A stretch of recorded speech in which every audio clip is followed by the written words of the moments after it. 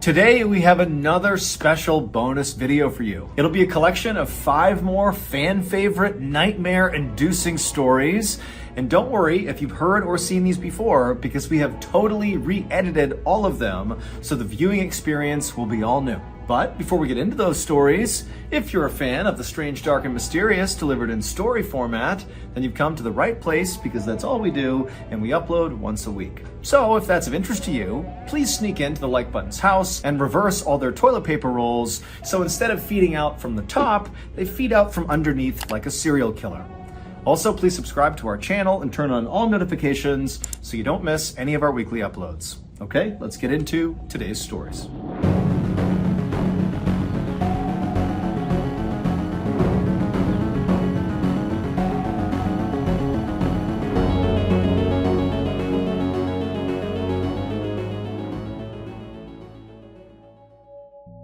In 2004, Mitch was in his final semester at a college in Louisiana when he met another senior, a wonderful young lady named Kayla. From the instant he saw her, he knew he was in love. She played hard to get at first, but after several months, he won her over. After graduation, the pair stayed in Louisiana and moved in together while they got their careers off the ground. 2 years later, the pair got married, and almost immediately, Kayla got pregnant. At the time, Mitch's career was really starting to take off, which allowed Kayla to stay at home and take some time off. By the time their daughter was born, Mitch was making so much money that Kayla decided to just stay home and be a full-time mom. A couple years later, Kayla got pregnant again, and by the time their daughter was 2 years old, they had their son. Mitch adored his children. Every morning before he went to work, he would sneak into their room and he would watch them sleep, and then in the evenings they would have these big family sit-down meals and then play games together until bedtime. Mitch's life was perfect. Shortly after his son's birth, Mitch was lounging on the couch in his TV room when he noticed out of the corner of his eye the red lamp in the corner of the room. It just looked funny. It was almost like the light itself was blurry, but when he looked a little bit closer at it, the entire lamp looked blurry. And so Mitch looked around the room and nothing else was blurry. He rubbed his eyes and looked back over at this lamp and it was still blurry. He turned the TV off and walked over to the lamp, and even though he was right in front of it, the lamp was still blurry. And Mitch didn't have bad eyesight, and so he's thinking, is there something wrong with me? Am I having a stroke? Do I have an aneurysm? Is there some sort of illness here that's making me see this lamp blurry when it's really not? But Mitch told himself he was healthy and that whatever this was, it was an anomaly and nothing to worry about. And so he went back over to the couch, turned the TV back on, and tried to ignore the lamp. But as he was watching TV, out of his peripheral vision, he couldn't help but notice this weird blurry lamp. And so finally, he turned the TV off again, and he turned to look at this lamp. And now, in addition to being blurry, it appeared to be upside down. Now Mitch was genuinely concerned that there was something wrong with him, because again, nothing else in the entire room was blurry or upside down. It was just this lamp. And so a few minutes later, his wife and his kids came home, and Mitch decided he would not tell them about this lamp. He didn't want to alarm them. He figures he will get to the bottom of this blurry lamp, and then he will tell his wife and kids. And so that night, the family has a sit-down meal, and then afterwards they play some games together, and then everybody goes upstairs and goes to sleep. But after everyone had gone to sleep, Mitch was just laying in bed thinking about this lamp. And so finally, he snuck out of his bed and went downstairs to the TV room, and he sat on the couch, and he just stared at this lamp. And for hours and hours, he just fixated himself on this lamp, watching it kind of morph around and turn upside down and get blurrier and blurrier by the second. The next day, Kayla found Mitch lying on the couch, passed out, and she asked him if he was okay. And again, Mitch didn't tell her about this lamp that was still blurry. He just told her that he wasn't feeling well and he was not going to go to work that day. But Mitch didn't go to work for 3 more days. He just sat on the couch and stared at this lamp. And Kayla obviously picked up on this strange behavior and kept poking and prodding to get more information about what was going on, but Mitch never told her the truth about this lamp. He just kept telling her he felt sick. She urged him to go see a doctor, but Mitch told her it would be fine, he'd get better. And then over time, as this lamp continued to morph and get bigger and get stranger and stranger, Mitch suddenly was unable to respond to his wife. He became totally unresponsive. And so obviously his wife became desperate and called the doctor. And as she's on the phone with the doctor trying to get advice about what to do, Mitch realizes the lamp is now growing in leaps and bounds. And before long, the lamp is the entire size of the room, and all he can see is the red color of this lamp. And then Mitch starts to hear these voices, these screams coming from somewhere in the distance. And then he feels this blinding pain in his head. And then he opens his eyes and he looks up and he sees he's laying on the sidewalk next to one of the buildings at his college in Louisiana. And surrounding him is this crowd of people with wide eyes that are staring at him. Mitch had no idea what was going on, and so he naturally just began scanning the crowd, looking for Kayla and his kids to try to figure out, how he got here. But before he could ask any questions and before he could find his wife and kids, a police officer ran through the crowd, picked him up and ran him over to his police car, put him in the back, and then began driving away. And so while Mitch is in the back of this police car, he turns to the officer and he says, "What's going on?" And the officer would tell him he was attacked by a huge college football player. He got hit in the head and he fell backwards and he hit his head again and he fell unconscious. Mitch asked the officer where his wife and kids were, and the cop said he had no idea. And that's when it clicked for Mitch. The lamp wasn't real. Neither was his wife, neither was his daughter, neither was his son, neither was his life. For the past 10 years, it was all a hallucination while he was unconscious after getting attacked. Mitch was brought to the hospital where he would make a full physical recovery, but after being released, he was horribly depressed, and he had to get intense therapy to basically grieve for the loss of his family that never existed. These days, Mitch says he can barely remember what his family even looked like, but periodically in his dreams, he will catch a glimpse of his son in his peripheral vision, and his son is perpetually 5 years old, and he's trying to talk to his father, but Mitch can never understand what he says.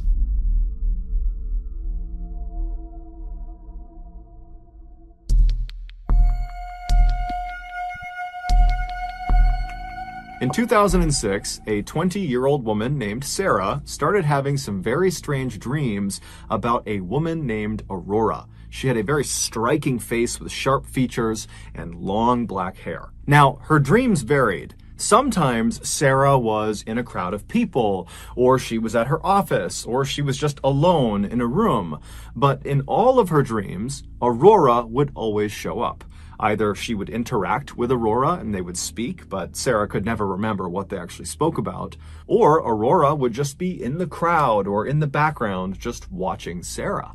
Now, she had these dreams enough that eventually Sarah began to think, I must know someone named Aurora. I must have come across this person, and now they're just kind of manifesting in my brain at night when I'm sleeping. And so she began going through her older posts on social media to look in pictures of her and of her friends to see if there was a woman with striking features and long black hair that was this Aurora person in her dream.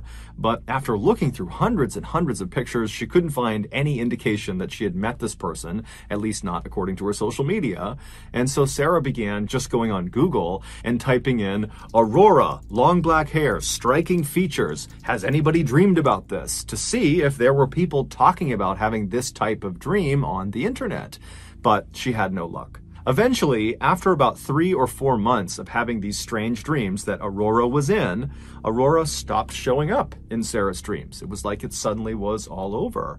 And so very quickly, Sarah just kind of forgot about it. A few years later, on Halloween night 2009, Sarah and a friend pulled off the highway into a gas station. They had been out with some friends celebrating Halloween, and now they were making their way back home. Sarah pulled into an empty spot right in front of the convenience store, and after they were parked, Sarah and her friend got out, they went inside, they got some snacks and drinks, and then they came back outside and climbed back into Sarah's car. A few moments later, Sarah had turned her car on, she had backed out, and she had driven past all of the gas station pumps, and she was making her way towards the single-lane strip of road that merged out onto the highway. It was how anybody who got into this gas station got back out onto the highway.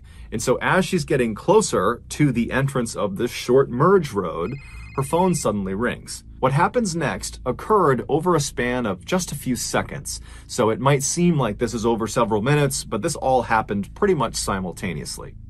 So she's pulling up to the entrance of this merge road, her cell phone rings, and because there was no one behind her, it was not a busy night, Sarah decides to just stop her car, put it in park so she can safely take this phone call. And so she stops her car pretty much right in front of the entrance to this merge road, and she picks up her phone, she looks at the number, and she doesn't recognize it, but she picks it up anyways, and she says, hello.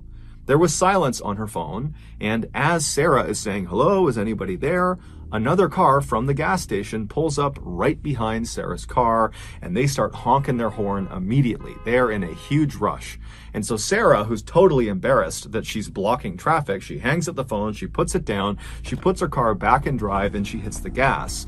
But this driver behind her is apparently in such a rush, they're so impatient, that they actually swerved around her, driving on the dirt off to the side of the road just to get around her, and then they sped off down the merge road back onto the highway. And literally, seconds later, another car that was already on the highway, a silver Honda Civic, lost control and smashed into this car that had just passed Sarah's car. So there's this huge car accident literally right in front of Sarah and her friend, who have now stopped the car. They're right at the end of the merge road looking at this horrible accident that they narrowly escaped. Sarah put her car back in park, she picked up her phone, and she called the police. When the police showed up a few moments later, they took down Sarah and her friend's version of events, and then a little while later, after the ambulances had left and after the two cars had been pulled off of the highway, one of the police officers pulled Sarah aside and told her that the driver of the Honda Civic and the driver of the car that had swerved around her had both been killed in the accident. Shocked, the only thing Sarah could think to do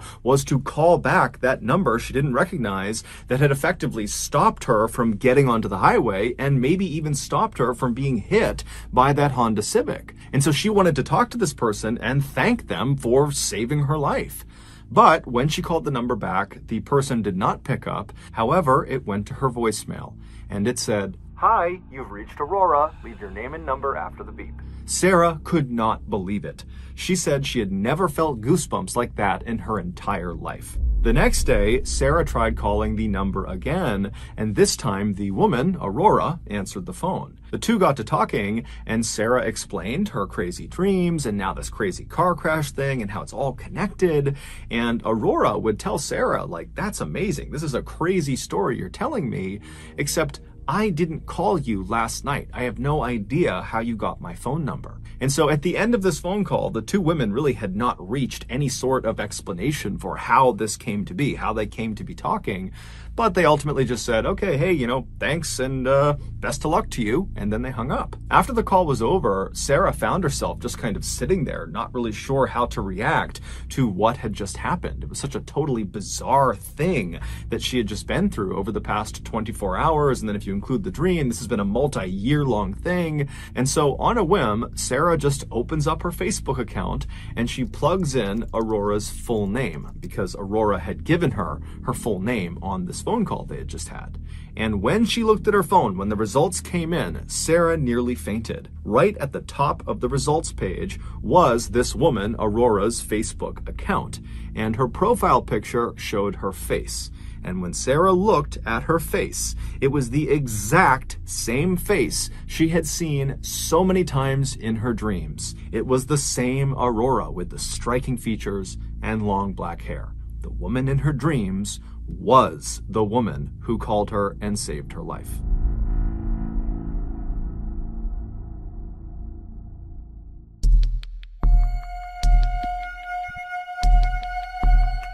In 2006, 73-year-old Sherman Sizemore was the definition of a man's man. He had spent the bulk of his adult life doing one of the most dangerous jobs in the world, mining for coal in West Virginia. And while he was a coal miner, he apparently had lost track of the amount of times he had nearly been killed from mine shaft collapse and gas leaks. Later on in life, after his kids had all grown up, he had retired from coal mining and become an ordained Baptist minister. And despite his harrowing backstory and burly, intimidating appearance, he was known to be incredibly gentle and very calming to his parishioners. He was also known to be an incredibly devoted grandfather, to the point where if there was a chance to spend time with his grandkids, he would basically throw all of his responsibilities out the window to do that. But in January of that year, something changed in Sherman. He went from being this pillar in the community to being a deranged, paranoid lunatic. It all started on the afternoon of January January 19th. Sherman and his wife Ruby were sitting in their home alone on the couch, just kind of doing their own things, when suddenly, out of the blue, Sherman just starts screaming as if he sees something in front of him that's terrifying him, and his scream startled Ruby so that she started screaming, and so she looks at her husband, and he's still just looking straight out ahead. He's terrified of something in front of him, and so Ruby looks from him to where he's looking, and there's nothing there. And so she turns back to her husband and she's like, "What's going on? What are you screaming for? What are you so scared of?" But Sherman wasn't able to speak. After he stopped screaming, he just continued to look straight out as if whatever had terrified him had him in this trance where he couldn't look away. And so his eyes are wide, his mouth is open, his face is going white, he's starting to sweat, and Ruby's starting to panic. She has no idea what's happening with him. And so eventually she just holds on to him and says, "Come back to me, come back to me." And Sherman at some point he kind of broke out of his trance.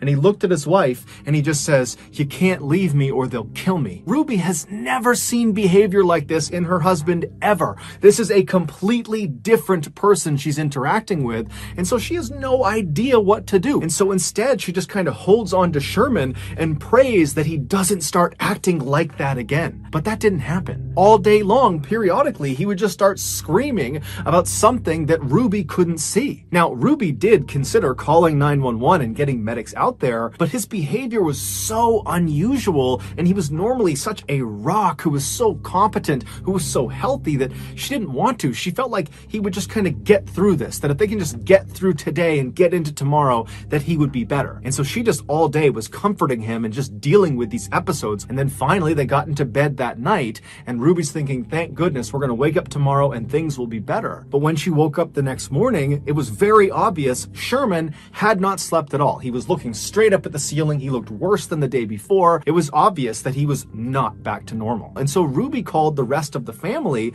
and had them come over to figure out what they were going to do. But when Sherman found out his family was coming to his house, he told Ruby they can't come inside. He was afraid they and others were conspiring to bury him alive. The only person he could be around was Ruby, and his whole family had no idea what to do. Little did they know there was actually a very specific reason he was acting the way he was. A few months before January 19th, which was the day Sherman turned into this different person, a few months earlier, he began complaining of severe abdominal pains. And so he and his wife Ruby and his daughter, they went to the hospital, and the doctor, after examining him and running some tests, determined that most likely his pain was coming from his gallbladder. But the only way to be sure would be to do some exploratory surgery and literally look inside of Sherman's gut and look at his gallbladder and see if that was the problem. And so the doctor asked Sherman, "Are you prepared to do an exploratory surgery, or would you like to just kind of wait it out and see what happens with this pain?" And so Sherman talked it over with his wife and his family, and they made the decision that the pain was just too much,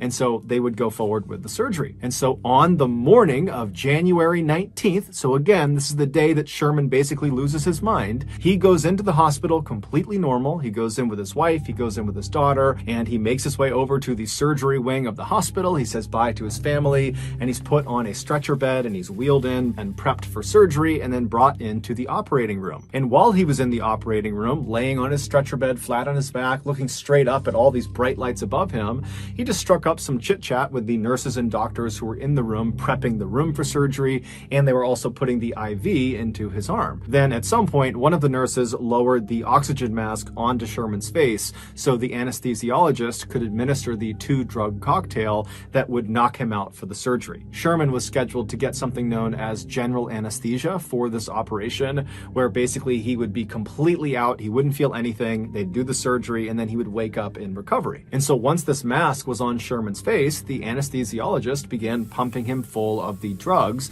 that would make him be knocked out for the surgery. However, the anesthesiologist only administered one of the two drugs necessary for general anesthesia.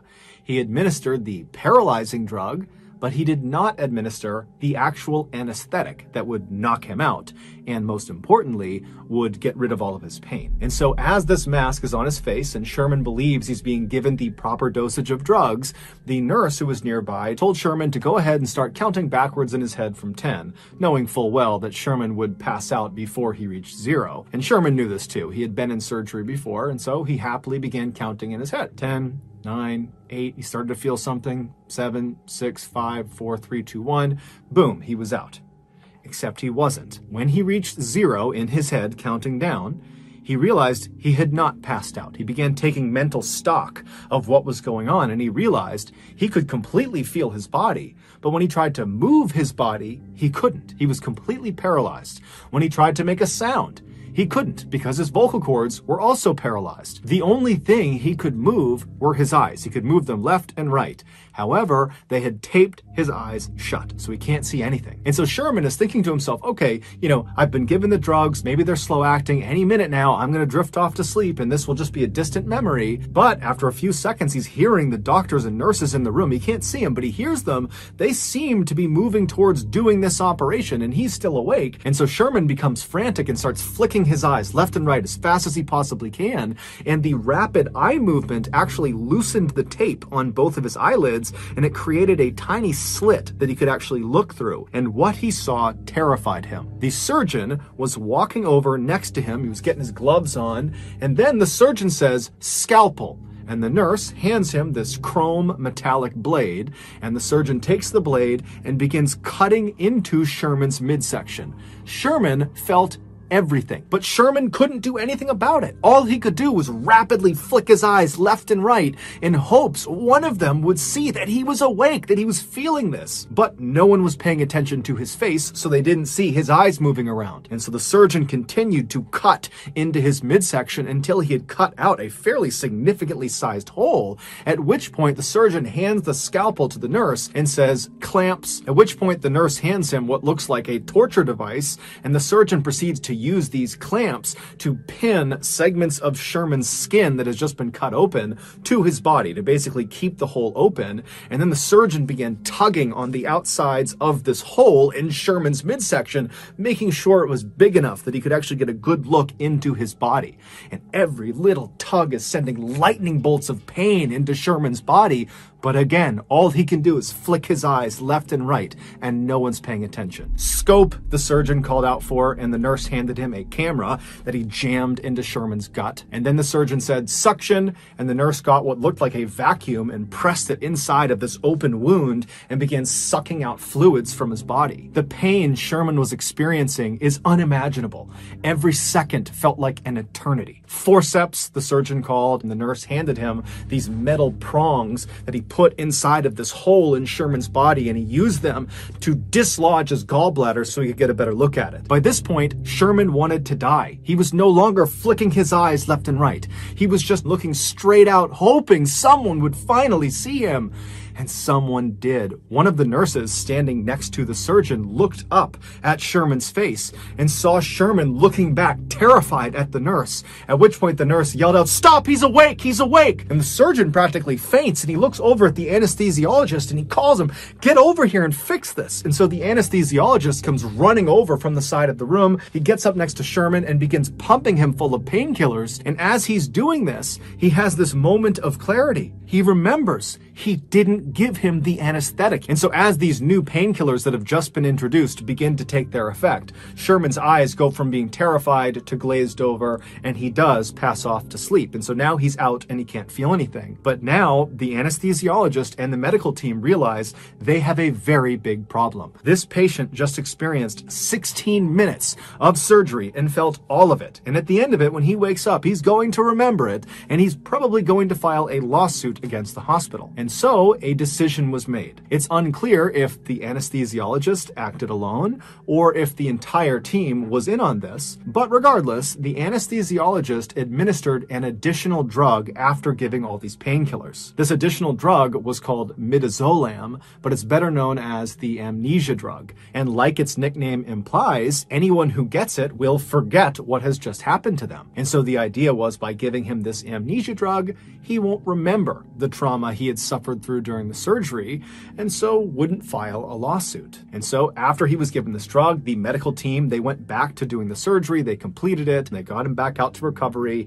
And then when Sherman woke up in recovery, He did not remember what had happened to him inside of the operating room, at least not consciously. Those horrible 16 minutes had been implanted on Sherman's subconscious. Basically, his body recognized that he had experienced extreme trauma. However, the amnesia drug wiped away the memory of how he received that trauma. So there's this big disconnect in his memory. And so when Sherman came to in the recovery room, he immediately sensed something was horribly, horribly wrong. He was scared, he was anxious, he had this incredible sense of dread, but he had no memory to tie these feelings to. And so as Sherman is sitting in recovery, he must have tried to kind of hide the way he was feeling because he didn't even remotely understand it. He had been completely happy and normal going into the surgery, and now a couple of hours later, he's a complete mess. And so he leaves the hospital that day on January 19th.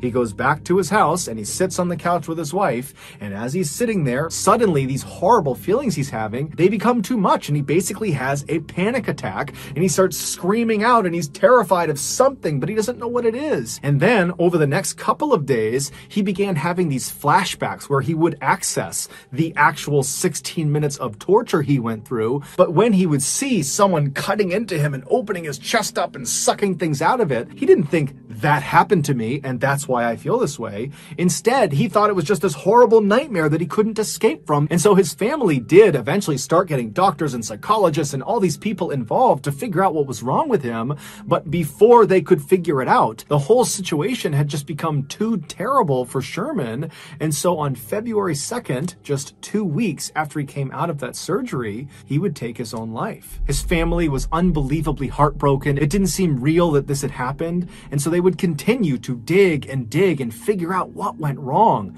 And they would finally get their hands on the medical report from the gallbladder exploratory surgery on January 19th. And after giving it to another doctor to look over, this doctor discovered that Sherman had in fact experienced 16 minutes of something known as anesthesia awareness, where you are awake or feel a portion of your surgery. And shockingly, this happens to 20,000 people a year. However, Sherman's case, forgetting the amnesia drug, just literally what he went through, 16 full minutes of this really intensive surgery that he felt, that is an absolute rarity. That does not happen very often. Sherman's family would go on to sue the hospital, and they would be awarded an undisclosed amount of money from the hospital in 2008.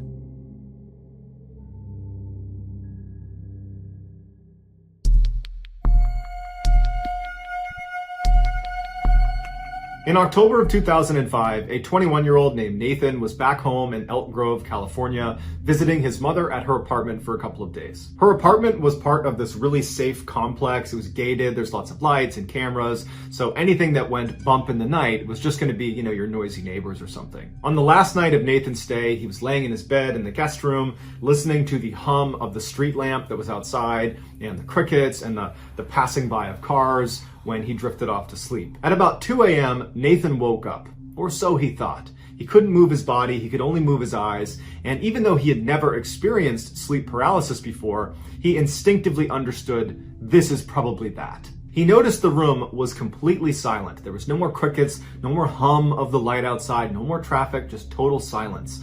And then he started flashing his eyes around the room because he couldn't move his head or his body, and he started taking stock of the room. The bed he was in was positioned as far away from the door as he could in the back right corner. From where he was laying, if he looked to his right, in that corner was this big armoire, and then moving left from the armoire as he scanned the room, you'd come to the door, which is on the opposite side of where his bed was, and then if he kept scanning left, he would reach the foot of his bed, and just beyond the foot of his bed was a table and a chair. But because he was laying flat, he couldn't really look down and actually see the table and chair. And so with all of his strength, he managed to raise his head just enough that he had a line of sight to that section of his room, the only section he has not looked at yet. And he sees the table and chair, and he sees in the corner is this dark figure that's standing there looking at him. He's completely frozen with fear. His thought is, there's an intruder in the house. How did they get in here? What are they doing in here? And he managed to keep his head up just long enough to get a decent look at this dark figure, and he determined it was most likely a woman with a shawl covering her face. And before his head fell back to the pillow, he saw her suddenly crouch down on the ground out of view. And then Nathan's head fell back, and now he knows there's just some stranger in his room, and he can't can't lift his head up anymore, and he's looking around with his eyes. He sees the armoire, he sees the door, he can't see that table and chair, and then he hears the sound of someone slithering along the ground out of view, and he can hear her breathing as she's getting closer and closer to the edge of the bed. And he's laying there terrified. He's so scared he can't even make a sound, and he's telling himself, this has to be a dream. Wake up, wake up, wake up. And he's laying there, and this woman, she stands up and she leans out over his bed, and she looks at him, and her face is pale and her eyes are sunk way back in her head. And then she begins to slowly crawl on top of him, and Nathan's sitting here looking at this woman. He wants to close his eyes, but he can't. And he just feels his chest being pressed down. He can hear the sounds of the springs compressing all around him as this woman positions herself on his chest. And then he finally manages to let out a scream, and then suddenly he's awake. The woman's gone. And he sits up and he's looking around. There's nobody in his room. The familiar hum of the light and the crickets and the traffic outside, they all return. And his mom comes running in the room, and she's like, "Hey, are you okay? I heard screaming in here." And he said, "Oh, no, I had a bad dream. I'm fine now. I had a terrible dream, but I'm fine now." And his mom's like, "Okay, all right, you need anything?" And he's like, "Nope." So she comes over, she gives him a hug and a kiss. She goes back to bed, and he would go downstairs, flip on a Disney movie, actually Aladdin, and he would fall asleep with a Disney movie on and with lights on. And there was no more sleep paralysis that night. The next day, Nathan got up and he headed back to his house, and he couldn't shake the experience. He had never had sleep paralysis before, but it was just so much more terrifying than he ever would have imagined. And he's just thinking to himself, I can't believe there are people that put up with this on any sort of regular basis. But, after a couple of days and getting home and not experiencing any sleep paralysis, time went on and he just kind of forgot about it. A few months later, in March of 2006, Nathan is at this big family party in Chico, California, big outdoor barbecue, all of his family's there, and at some point his sister shows up. His sister was not supposed to be attending this party, so it was a great surprise. He hasn't seen her in a while, and he immediately pulls her aside to catch up with her. And so for the first hour of their conversation, they're just chatting about their lives and what they're up to. Towards the end of their conversation, Nathan suddenly felt compelled to share his sleep paralysis experience with his sister. And the reason he wanted to was because he knew that she knew that he was actually a skeptic. And so she would believe him. If he's telling her this is what happened, she would believe that that's what he saw. And so he starts by saying, I had the weirdest experience at Mom's apartment just a couple of months ago. I'm pretty sure it was sleep paralysis. And his sister immediately butts in and she goes, wait a minute.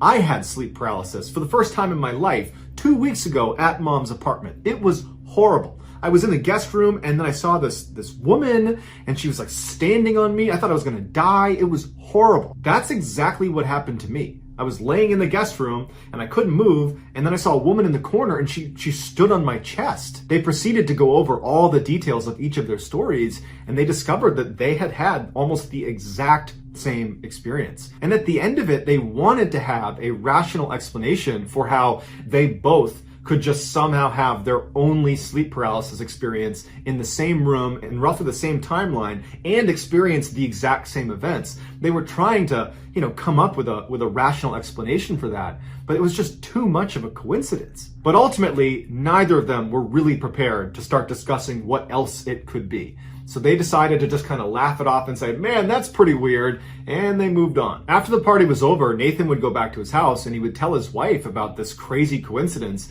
he and his sister had, and his wife would say, yeah, that's wild. But after that, Nathan just did not want to think about it or talk about it, and so he kind of just, pushed it out of his mental space and did forget about it. He moved on. 5 months later, in August of 2006, Nathan's mom would move out of that apartment building and she would move into a 2-story house still in Elk Grove, California. Shortly after she moved in, she asked Nathan if he would come spend a couple nights with her, and Nathan said sure. In order to better understand what happens to Nathan over the course of his stay at his mother's new house, you need to understand a basic layout of her house. So when you walk through her double doors, to your left is going to be a formal living room. In the center of the house is a hallway that shoots straight back to the kitchen. And then to your right when you walk in, there's a wall, and on that wall is the stairs leading up to the second floor. If you take those stairs to the second floor, you reach a landing where there's a window that looks back into the backyard, and immediately to your right, there is a single door, and that's the master bedroom where Nathan's mom would sleep. From the landing, if you turned left, there'd be another door that's a mirror image of the master bedroom door, and this door is the guest room. That's where Nathan was going to stay. And then to the left of the guest room was a hall that went to the front of the house, but that's irrelevant to the story. If you went inside the guest room, the bed was located in the back right corner, so the same layout as the guest room in the apartment building, where the person laying in the bed, so Nathan, his feet would be closest to the door. And from Nathan's perspective in the bed, the only other piece of furniture in this new house guest room was a table that was, from his perspective, on the right-hand wall, centered on the wall, and on the table was a TV. So that's the only things in the room. The first night Nathan was at this new house was totally uneventful. The second night, not so much. He was up in the guest room, laying on the bed, watching TV. The lights are off, it's just the TV on, and at some point, he dozes off. He wakes up a short time later, and he can't move. It's the same sensation he had when he was staying with his mom at her apartment. And he begins to panic because the last time he felt this way, a strange veiled woman stood on his chest and made it feel like he was dying. And so immediately, he's trying to move his body, he can't, and so using his eyes, he starts looking around the room, praying this woman is not in the room with him. And so he looks to the right, to that corner, which he can see. There's no one there. From this corner, he starts scanning across the room. He sees the TV, it's still on. He keeps scanning and he sees the door and it's open. And he's able to just barely make out the space at the foot of the bed. He can actually see to the corner, and this woman, she's not in here. And so initially, he feels incredibly relieved that she's not in the room with him. But then he finds himself focusing on the open door into the dark hallway. And he's thinking to himself, please do not come walking through that door. And so he stares at the open door, just hoping he breaks out of the sleep paralysis, when he notices something about the TV. It's flickering. And so he averts his gaze to the TV, and he realizes what he's looking at on TV does not look familiar. It does not look like a TV show. It looks like CCTV camera footage, like it looks like a security camera footage. And he realizes the footage he's looking at is the inside of his mother's kitchen downstairs. He recognized the way it was laid out. That's his mother's house. That's downstairs. And he's staring at the footage thinking, why is this footage playing on the TV? And I don't think there's a camera down there. When he notices on the camera, the woman with the veil walks into the middle of the frame. And she looks up at the camera right as the camera turns off. And then the room is completely dark. There's no more ambient light in the room. The hallway is dark. And he's left paralyzed, knowing this woman is downstairs in the kitchen. And as he's laying there, he hears her start running through the house. And it sounds like an animal is barreling into things as she's running through the bottom floor. And she stops at the foot of the stairs. And he's thinking to himself, I know where she's going. She's coming up to my room. And so as he's laying there, he feels his heart racing and he's staring at the open door. He knows she's going to come flying up those stairs and she's going to come through that door. And instead of running up the stairs, he hears her take one step. Two-step. And as she's making her way up the stairs, he's just thinking, please break out of this trance, stop this paralysis, wake up, wake up. And then he sees her head emerge, and she turns to look at him from the stairs into the room. And once she sees it's him, she bolts around and starts charging into the room on all fours like an animal. At this point, Nathan lets out a primal scream. He is scared for his life as this woman is charging towards him, and she stops dead in her tracks right in the middle of the room. She looks at him, turns around, and crashes out of the room, charges downstairs, and then it's silent. As soon as she was downstairs, Nathan could sit up. Except it did not feel like the first time he had sleep paralysis at his mom's apartment, when he sat up and he had the sensation of relief. You've woken up. You were asleep before, now you're awake. This time, it was like he was always awake, but now he can sit up. He did not have a sense of relief. In fact, he was worried she was still in the house. And as he's sitting up in bed, his mother comes running into the room. She looks disheveled, she's half asleep, and she's like, was that you? Were you running around the house? I could have sworn I heard someone running around the house. Was that you? Nathan's looking at her and he can't even process what he's been through, whether that was real, whether it was a dream. And he's trying to find the words to describe to his mom the dream he had, but like he can't process what's happening. And he just says, Mom, we have to check the house. We have to make sure no one's in the house. And so the two of them flip on every light upstairs. They're not even talking. At this point, it's survival mode. They turn on all the lights upstairs, and Nathan leads the way down, and they're flicking on all the lights. and they managed to search the whole house, and there's no sign of a break-in. There's no one in their house. After the coast was clear and they felt like they were not in immediate danger, they went into the kitchen to kind of talk about what just happened. And so Nathan's like, okay, Mom, I just got to tell you everything that I'm thinking right now. I can't really process what just happened. I think it was a bad dream, but I'm starting to think that it could be something else, or I'm just losing my mind. So a few months ago, I was sleeping in your guest room in your apartment, and I had an experience that I'm almost positive was sleep paralysis. You know, I was laying there, I couldn't move, and this figure was in the room and they were standing on me. It was terrifying, but it sounded an awful lot like sleep paralysis. But then a couple months after that, I talked to my sister and I told her about it. And she told me that very recently, right before you moved into this house, actually, she was in that room and she also had basically the exact same experience. She had never had sleep paralysis before.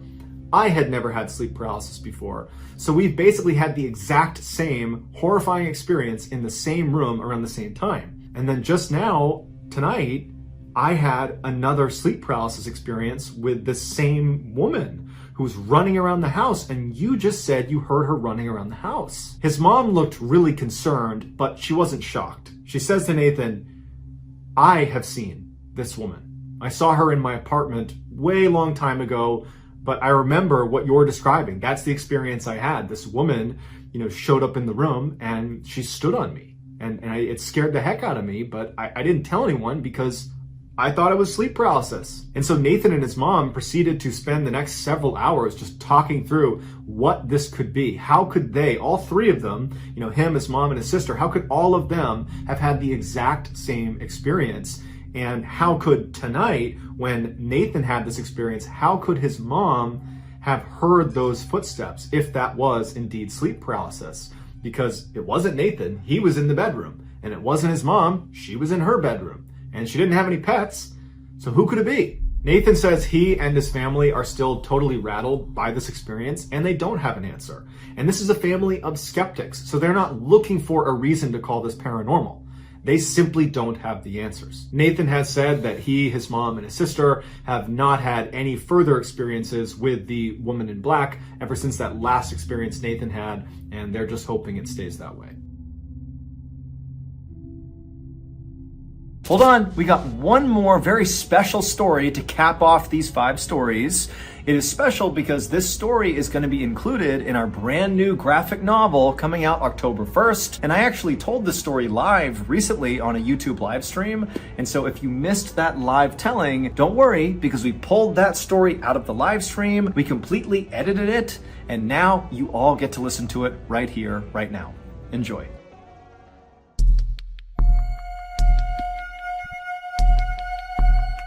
In July of 2012, there was a woman named Simone who was 22 years old, who was living in this beautiful town in southwestern Germany called Rüdesham am Rhein. And it's this winemaking village, and it's gorgeous. There's rolling green hills, there's vineyards as far as the eye can see.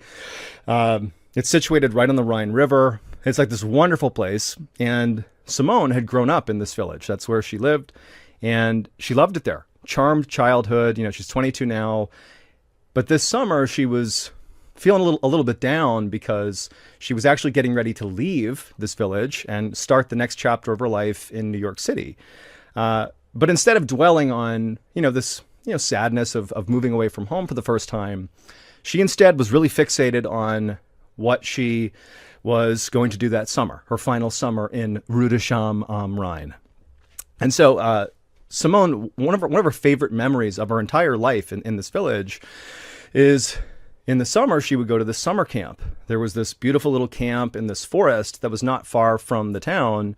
And from the time she was a little kid, she went as an attendee to this camp. There's all these counselors and there's 200 kids that go to it, and they play games, and there's, they put on stage plays, and it's just this wonderful, wholesome camping experience.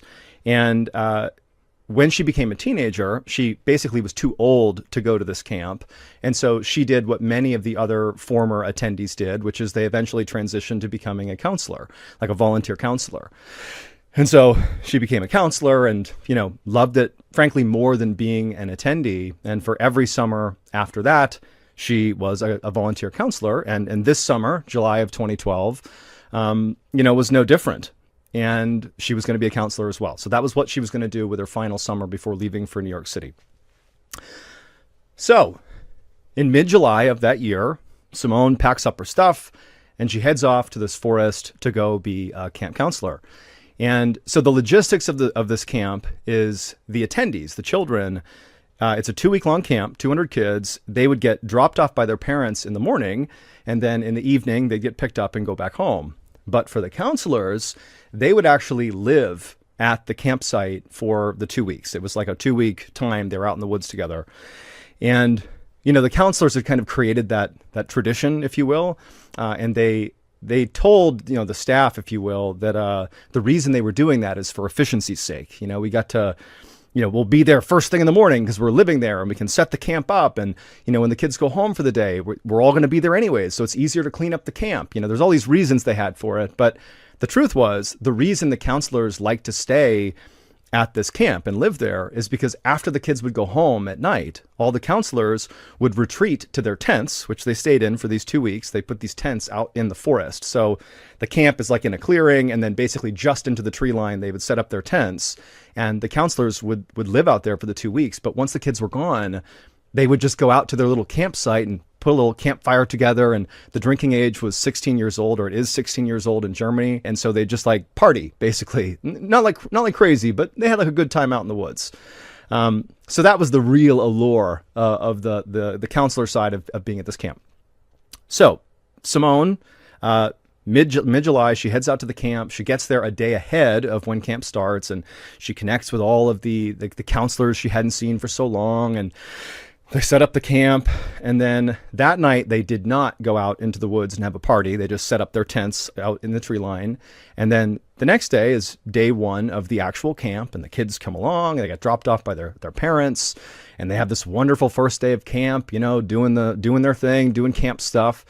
And then in the evening, after the kids all left, Simone and the other, dozen or so counselors, after doing all their chores to wrap up for the day, they excitedly grabbed, their beer and wine and rushed out to the tents in the forest to have their first kind of like party night.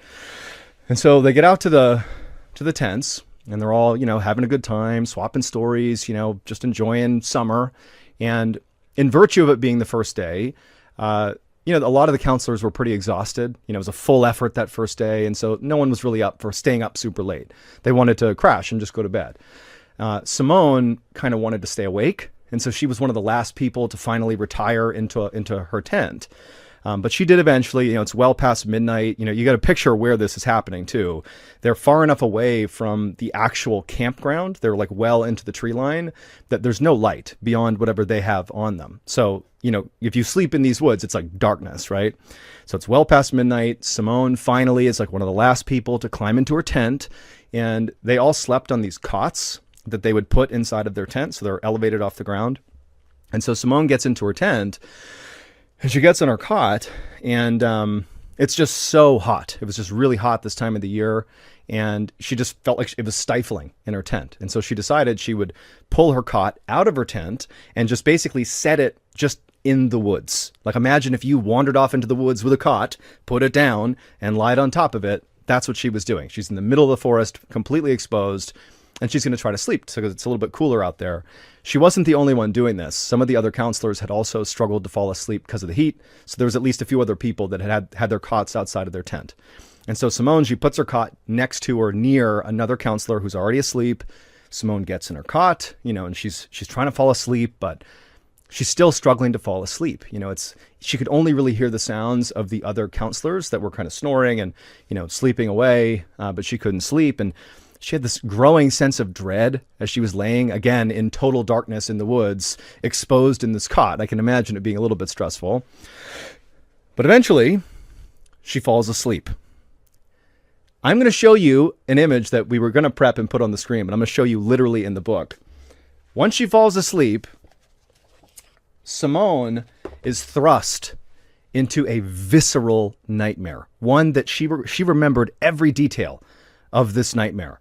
So in her dream, okay, she comes to in her dream, and she looks out and she sees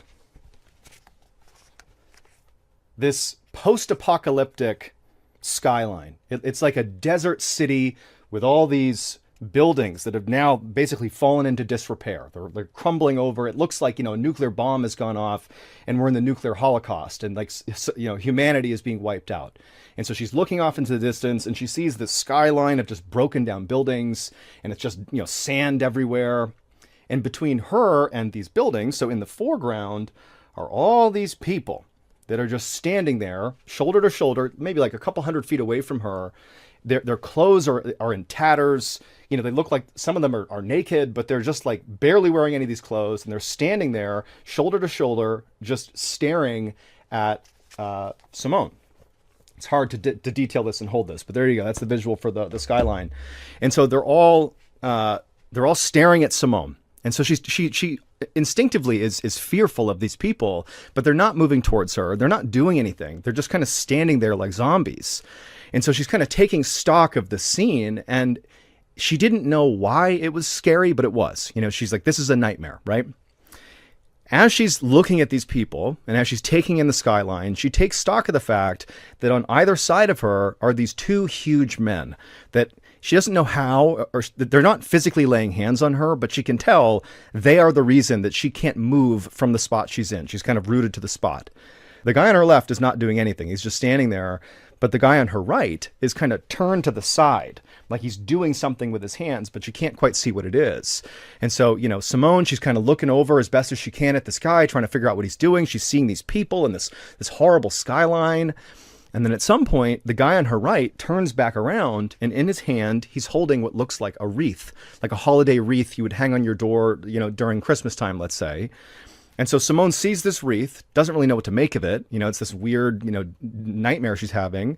But the guy, without saying anything, who's next to Simone, he raises the wreath over her head, right? He's holding it above her head. And at this point, the other guy on the left side of Simone, he grabs the other side of this wreath. So now there's 4 hands holding this wreath above Simone's head, okay? I don't know if I'm in frame, so I'm going to go straight on with the camera.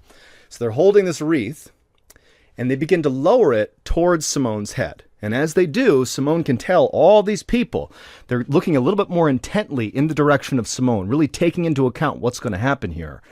And as soon as this wreath touches Simone's head, she feels this blinding pain, like an excruciating pain all around the crown of her head.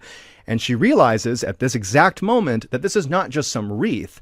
It's a crown of thorns, and the thorns are digging into her head, and these 2 huge men are pulling it down on her head as hard as they possibly can. And she wants to scream, but she can't make any noise. She wants to run, she can't. And so she's just stuck there feeling this excruciating pain, and blood is pouring down her face, and it's unreal. It feels real. It literally feels real to her. And so in the dream, this goes on for several seconds until finally it's so much that she wakes up. She's out of the dream.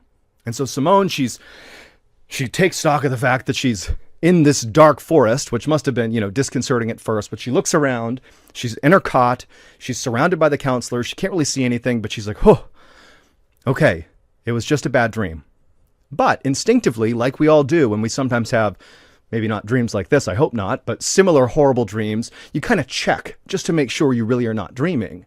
And so she reached up and touched her head to make sure she was not, in fact, wearing a crown of thorns. And she touched her head, and there was no crown of thorns, and so she's relieved. But when she brought her hand back down, she can't see her hand. It's too dark.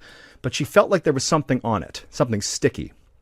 And at the same time, as she's noticing that there's something sticky on her head, she begins to feel this pain bubbling up around her head that was very similar to the pain she felt in her dream. And so as this pain is ratcheting up and up and up, she catches out of the corner of her eye, again, it's very dark, but maybe out of the moonlight or something, she could either hear something or barely see something running around in the tree line near her, kind of scurrying off away from her. She has no idea what it is, but she can't even focus on it because now the pain, the real pain, not the phantom pain in her dream, but the actual pain to her head is so blinding, she can only focus on that. And it finally gets to the point where she starts to panic. She doesn't know what's going on. She's realizing this is blood. That's what I touched my head. There's blood on my head. And so she begins to scream. So she's screaming, and the girl who's next to her, the other counselor, wakes up because the girl's screaming right next to her. The counselor sits up. She sees Simone screaming. She's like, what's going on? What's going on? She can't see Simone. It's too dark. And so this other counselor fumbles for a flashlight, grabs a flashlight, turns around, and shines it on Simone's face. And the second Simone is illuminated and this counselor can see her, the other counselor begins to scream at what she sees on Simone's head. And so for the next 15 minutes, it is absolute chaos in the forest as people are screaming. They're trying to figure out what's going on. The other counselors are waking up. Nobody knows what's going on. And in the course of those 15 minutes, the other counselors grab Simone. They put her into one of the vehicles they had at the camp. And by this point, Simone is vomiting. She's still bleeding from her head. And they rushed her to the hospital. I wish I could poll right now and say, what do you think happened? But I'll tell you what happened. When Simone was having that dream, the dream where she sees the city skyline and she doesn't know what's going on, and then suddenly she felt the thorns being driven into her head. Well, the pain she was feeling in her dream of something driving into her head was synced up with actual pain she was feeling in real life. There was something digging into her head, but for some reason, her body, her brain, didn't process the pain in real life the way you would think you would, like wake up because something's happening to you. Instead, the thing that was happening in real life to Simone's head kind of manifested itself in this dream. So we basically believe Simone was already having a nightmare. She's in this post-apocalyptic landscape, and then something in real life began happening to her head, and it entered her dream. That was the crown of thorns. Well, the real thing that was happening was a fox had snuck into the camp, or it was living in the forest, wandered up to Simone, and began eating her scalp. And it sat there and ate her head and took at least 20 solid bites out of her head before the pain in real life that had manifested in her dream got so extreme that Simone bolted upright, and her sitting upright scared the fox off. And almost certainly that is the thing she saw scurrying off into the forest. And she was rushed to the hospital. She would be saved. And they actually were able to suture her scalp all back together again. And they hid the scars in her hairline. But I spoke to Simone, so I mentioned there was a connection to our community. She might even be listening to this, to be honest. Simone posted this story on our subreddit. It was about her and this experience.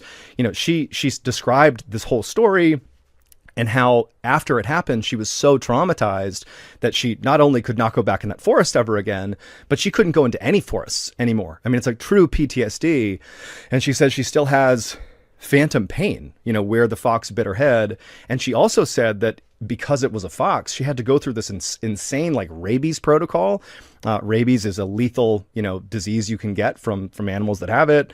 It's treatable, but she had all these shots she had to get. I mean, it was like this horrible experience, but she lived, and she's one of our amazing members of the strange, dark, and mysterious community. And so, yeah, that story is a wild one, and it's one of the stories in our graphic novel here. Just to show that image again. Pretty cool, huh? Pretty good. Go to cam 2, see if you can zoom in on that again. That's I can't show too much, but here's what you get to see. Pretty good stuff. Pretty cool. Hey everybody, if you haven't heard yet, we announced some really big news recently. We are putting out a book, and it's amazing. It's called Mr. Ballen Presents Strange, Dark, and Mysterious, The Graphic Stories, and it's an amazing graphic novel we have been working on for over a year. And it's our very first book, so we're all very proud of this. We think it's going to be so amazing. So in this book, there are 9 stories, 5 of which are of the old variety, so you've heard them on YouTube, and they've been remastered and put into this book. And then you have 4 full-length, brand new stories, which are amazing, that have also been put inside of this book. And the way we made those 4 new stories is to have them replicate the feel of YouTube. In fact, I would say this whole book is like the written version of our YouTube channel. It's totally a throwback to our OG fans who found us on YouTube.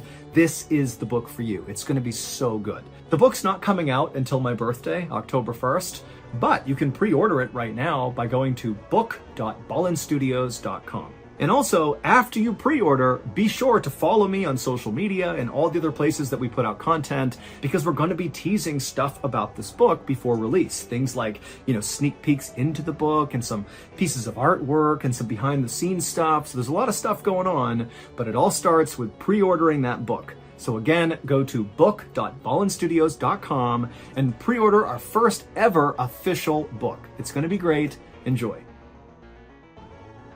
So that's going to do it. If you're looking for more strange, dark, and mysterious content, remember we have a whole slew of strange, dark, and mysterious podcasts under the Ballen Studios umbrella. There is the Mr. Ballen podcast, Mr. Ballen's Medical Mysteries, Run Fool, Bedtime Stories, and our newest edition, Wartime Stories, which everybody's raving about. And so these are all free podcasts with hundreds of hours of content that you can listen to right now. All you have to do is search for Ballen Studios on any podcast platform, and boom, there they are, all the podcasts. You can start your binge. Thank you so much. Until next time, see ya. Today, we have a very special bonus video for you guys. It's a collection of 5 fan favorite stories that show adventure often comes with a price. Now, these 5 fan favorites have all been completely re-edited, so even if you have previously maybe seen or heard them before, I promise you, this is going to be like a whole new viewing experience. But before we get into today's 5 stories, if you're a fan of the strange, dark, and mysterious delivered in story format, then you've come to the right place, because that's all we do, and we upload 2, 3, even 4 times every week. So if that's of interest to you, please sneak into the Like Button's house and pull out their very best button-up shirt and go ahead and remove all the buttons. Also, please subscribe to our channel and turn on all notifications so you don't miss any of our weekly uploads. Okay, let's get into today's stories.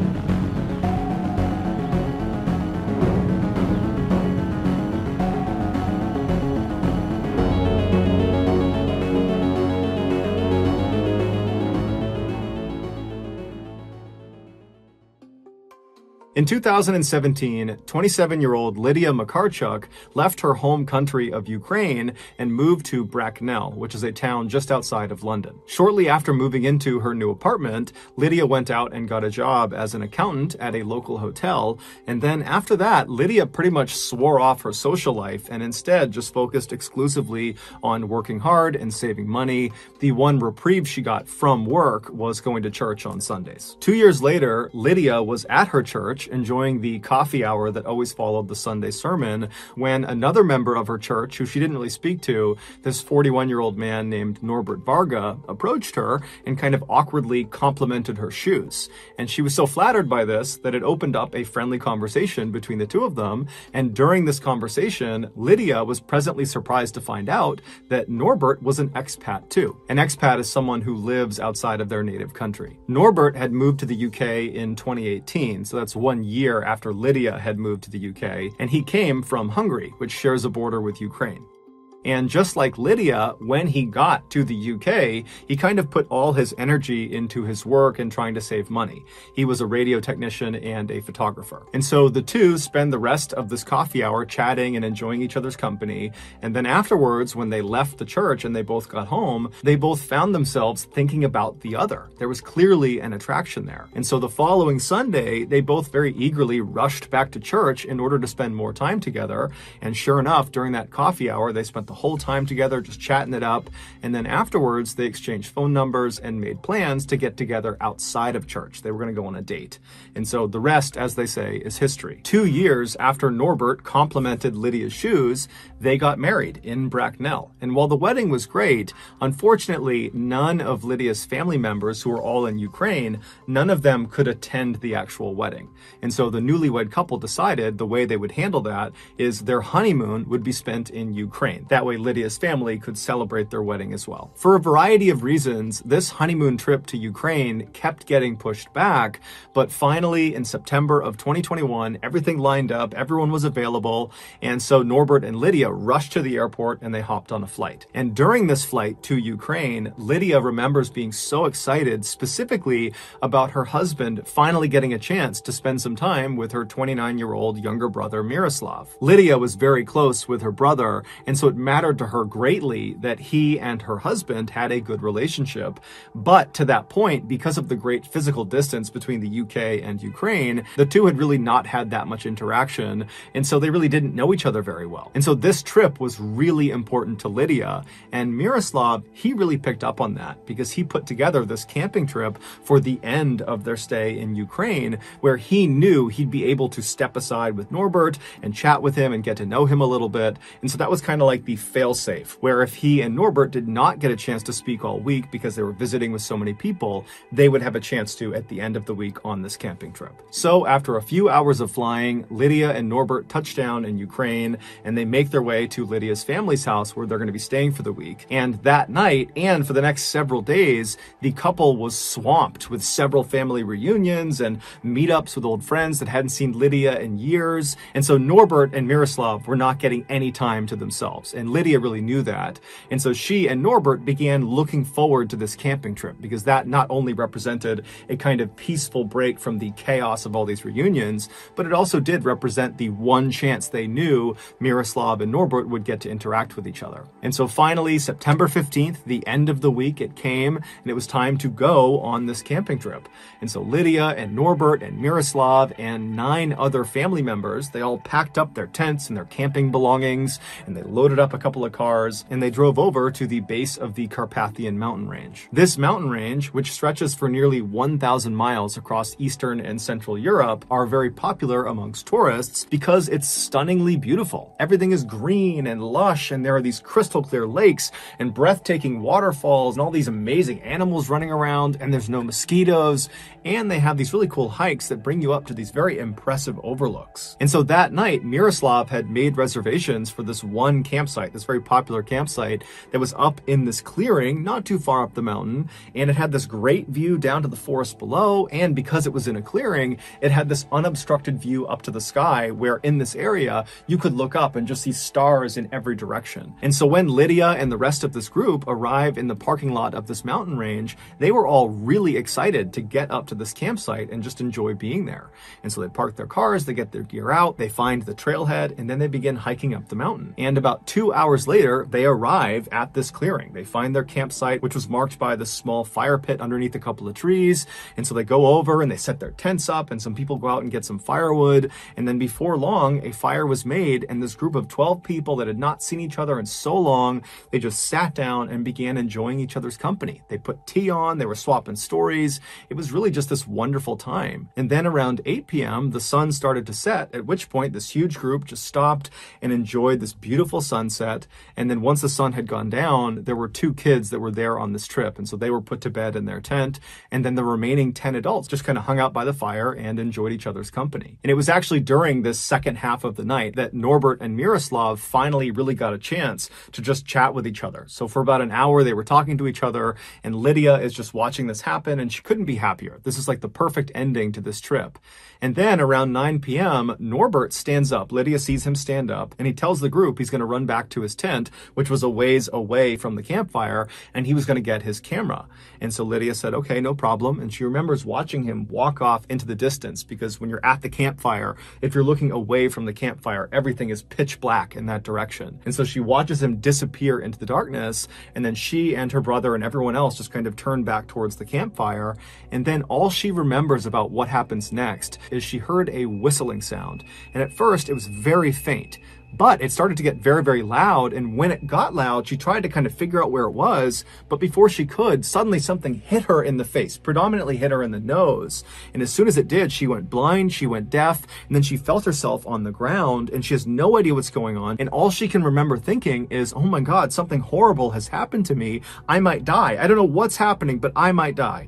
And so she started praying for herself to survive whatever was happening to her. And then her hearing started to come back just a little bit. Her vision was still totally blurred. She could only kind of tell where the fire was because it was bright, but her hearing, it started to come back. And that's when she heard moaning coming from somewhere near her. And so she's thinking, okay, whatever horrible thing has happened to me has happened to other people too. And so instead of just praying for herself, she began praying for everyone who was at this campsite.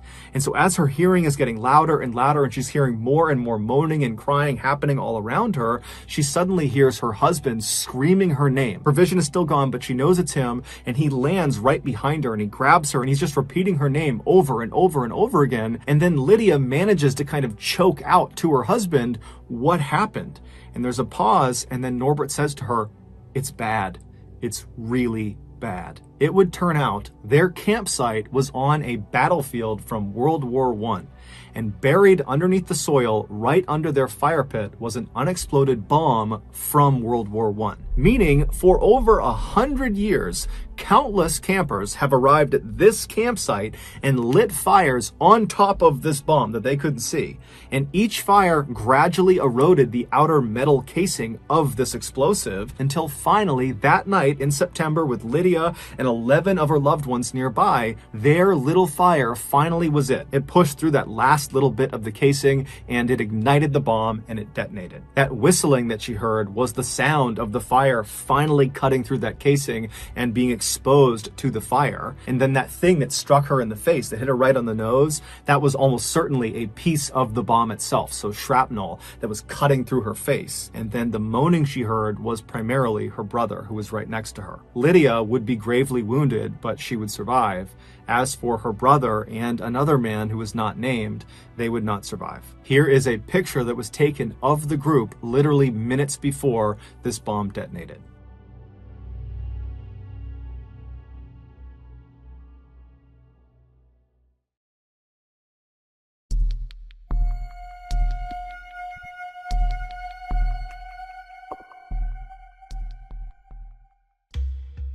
At 11:40 a.m. on December 21st, 2003, three young men who were longtime childhood friends hopped in a truck and began traveling south. They were 22-year-old Brett Mann and 19-year-olds Sean Blowers and Ashley McGuff. They lived in a coastal city called Darwin, which is actually the capital of the Northern Territory in Australia. The Northern Territory, also known as the Top End, is located in the central north of the continent. It is 6 times larger than the UK, but has 280 times less people living in it. Specifically, the UK is home to roughly 70 million people, whereas the Top End is home to only 250,000 people, and half of them live in Darwin. There are many reasons why the Top End is so underpopulated, ranging from politics to poor infrastructure, but the most obvious reason that so few people choose to live in this part of Australia is because it is wildly rugged and dangerous. It is scorchingly hot year-round, and the weather in general is just unbelievably unpredictable and violent. And as the old saying goes, all the animals there are trying to kill you and each other. But Brett, Sean, and Ashley had grown up in Darwin, and so they were accustomed to the hazards of living in the Top End, and so they weren't really concerned about them. What they were concerned with was finding things to do and not getting bored in the city. That particular day, in order to ward off boredom, the trio had decided they would head out to a salt flat that was located about 50 miles to the southwest of Darwin. It was this wide open plain that they could just race around on their quad bikes on. And so they loaded these quad bikes into their trailer, attached it to their truck, they hopped in their truck, and at 11:40 a.m. they started heading south out of Darwin. The first road they were on was this fairly desolate dirt road that wound around through the wilderness, and it passed by the iconic eucalyptus trees that are very well known in Australia. It passed by palm trees and giant termite mounds. And after driving on this dirt road for about 30 minutes, the trio passed by the Tumbling Waters Holiday Park, which is a vacation resort for adventurous families. And then beyond this park, there really was no more civilization. They were headed right into the outback of Australia. And so this was kind of like the last mark of civilization. And so the trio, they drive for another 30 minutes past the park. And at some point, all of the trees on either side of the road start getting more and more dense until they begin kind of encroaching over the road, as if it looks like you're driving directly through the heart of a jungle. And they would have recognized this change in scenery as meaning they were nearing the Finnis River, which was off to their right beyond all of the trees. So they couldn't see it, but they knew they were close. And the Finnis River was not a huge waterway. It was a 30-mile stretch that ran east to west through the Top End. And what it was known for was being very brackish and dark. You could not see into this water more than maybe an inch or two. So it almost appeared black. And so the trio continued driving along through this kind of jungle atmosphere until the left side of the road began to thin out again, and then it eventually revealed the salt flats up to their left. And so at that point, the trio pulled off on the right side of the road where the vegetation was still very thick. And then the trio hopped out of the truck, they went around to their trailer, they dropped the gate, and one by one they pulled their quad bikes off, and then each of them hopped on and drove out onto the flats. That day, the flats were actually very muddy because it had recently rained really heavy in that area. And so the trio spent just as much time racing each other on the flats as they did trying to drive close to each other and spray mud on each other. And so for hours, they were out there having a great time. And then at 4:30 p.m., they decided it was time to call it a day. And so they drove back over to the truck. They drove their quad bikes up onto the trailer. They locked it. And then they were about to get into the truck to head back home when one of them suggested, hey, let's head down to the water and rinse our clothes off and get all this mud off of us. Now, you need to understand, in the top end, the place you want to spend the least amount of time in is the water. People in the top end assume that in any natural water body that is not clearly designated as a swimming area has at least one animal lurking in it that will kill you. This is a literal precaution people in the top end take. And so this section of the Finnis River that these three friends were thinking about going and jumping into and washing off inside of, this was not a clearly designated swimming area, and so it should be avoided. But you need to remember, these three guys, they grew up in the top end. They were used to living in this kind of wild area,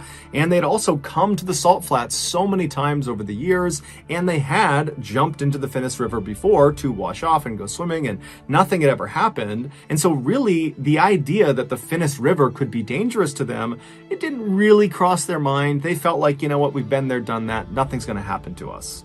And so they left the truck and walked away from the salt flats into this mangrove forest that's only a couple of feet off the road and began walking towards this river. Normally, the trip from the road through the forest to the river bank, basically where the forest ended and you reach the river, it would take about 10 minutes. But after walking in this mangrove for maybe a minute, they were already standing in river water. It was only a couple of inches of this water, but it signaled to the guys that clearly the river is very swollen from all of the recent rains, enough so that it overflowed beyond its natural boundaries and it's flooded the mangrove forest.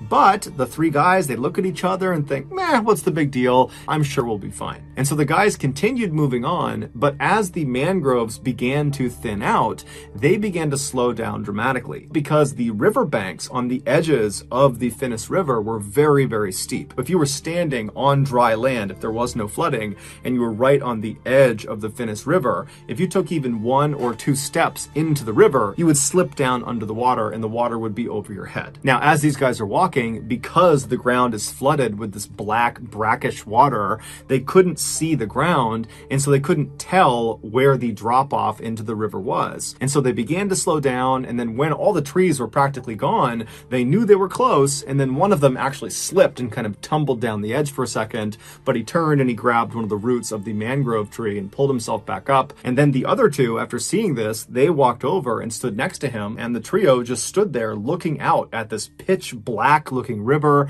that was very clearly moving faster than normal because of all this excess rain. But they kind of looked at each other and thought, you know what, it's not that big of a deal. You know, we'll hold on to the roots of these mangroves and lower ourselves over the embankment. We'll wash ourselves off, pull ourselves back up. No big deal. And so they each turned around and grabbed a root of one of the many mangrove trees that marked the edge of this forest, and while holding on, they would lower their lower half down past the embankment until they were submerged. They rubbed all the mud off of themselves, being very careful not to let go of the mangrove at any point. And then as they were about to finish up and pull themselves back up and get back to their truck, Brett loses his balance and somehow lets go of the mangrove root and slips down the steep embankment, and suddenly the current takes him away from his friends and out to the middle of this river, and before long he's getting pulled downstream. And so he yells out to Ashley and Sean, who had their backs turned to him. They turn around, they see their friend, and they instinctively leap into the river to try to go get him and help swim him back to the side. Now, all three of them were very competent swimmers, and so this was not a high panic situation. This was more like a inconvenience and maybe a little bit funny, and so that's why they leapt in no problem. They figured, you know, worst case scenario, scenario is we'll drift somewhere down there and we'll get out and we'll walk our way back to our car. But as soon as Sean and Ashley were free floating in this river, they felt how strong this current was, and it was way stronger than they were anticipating. And so they actually started to get a little bit worried, and they looked up ahead of them, and Brett, who had been in the water for, 10 or 15 seconds before they leapt in, he had already moved way farther downstream than them. And so they decided, you know what, we have to get out, but we need to get to Brett first. We all need to get out at the same place. And so they decide they're going to swim downstream, meet up with Brett, and then get the heck out of that river as fast as they possibly can. And so they yell out to Brett hey, we're coming to get you. And they start swimming as fast as they possibly can. And with the help of the current, they manage to get all the way up to Brett relatively quickly, maybe a couple of minutes. And when they reach him, Sean and Ashley go in front of Brett. And then the three of them, they stop actively swimming and they allow the current to just kind of carry them downstream. And as they're drifting, they begin scouting the left side of the river for a solid clump of mangrove trees they can swim into.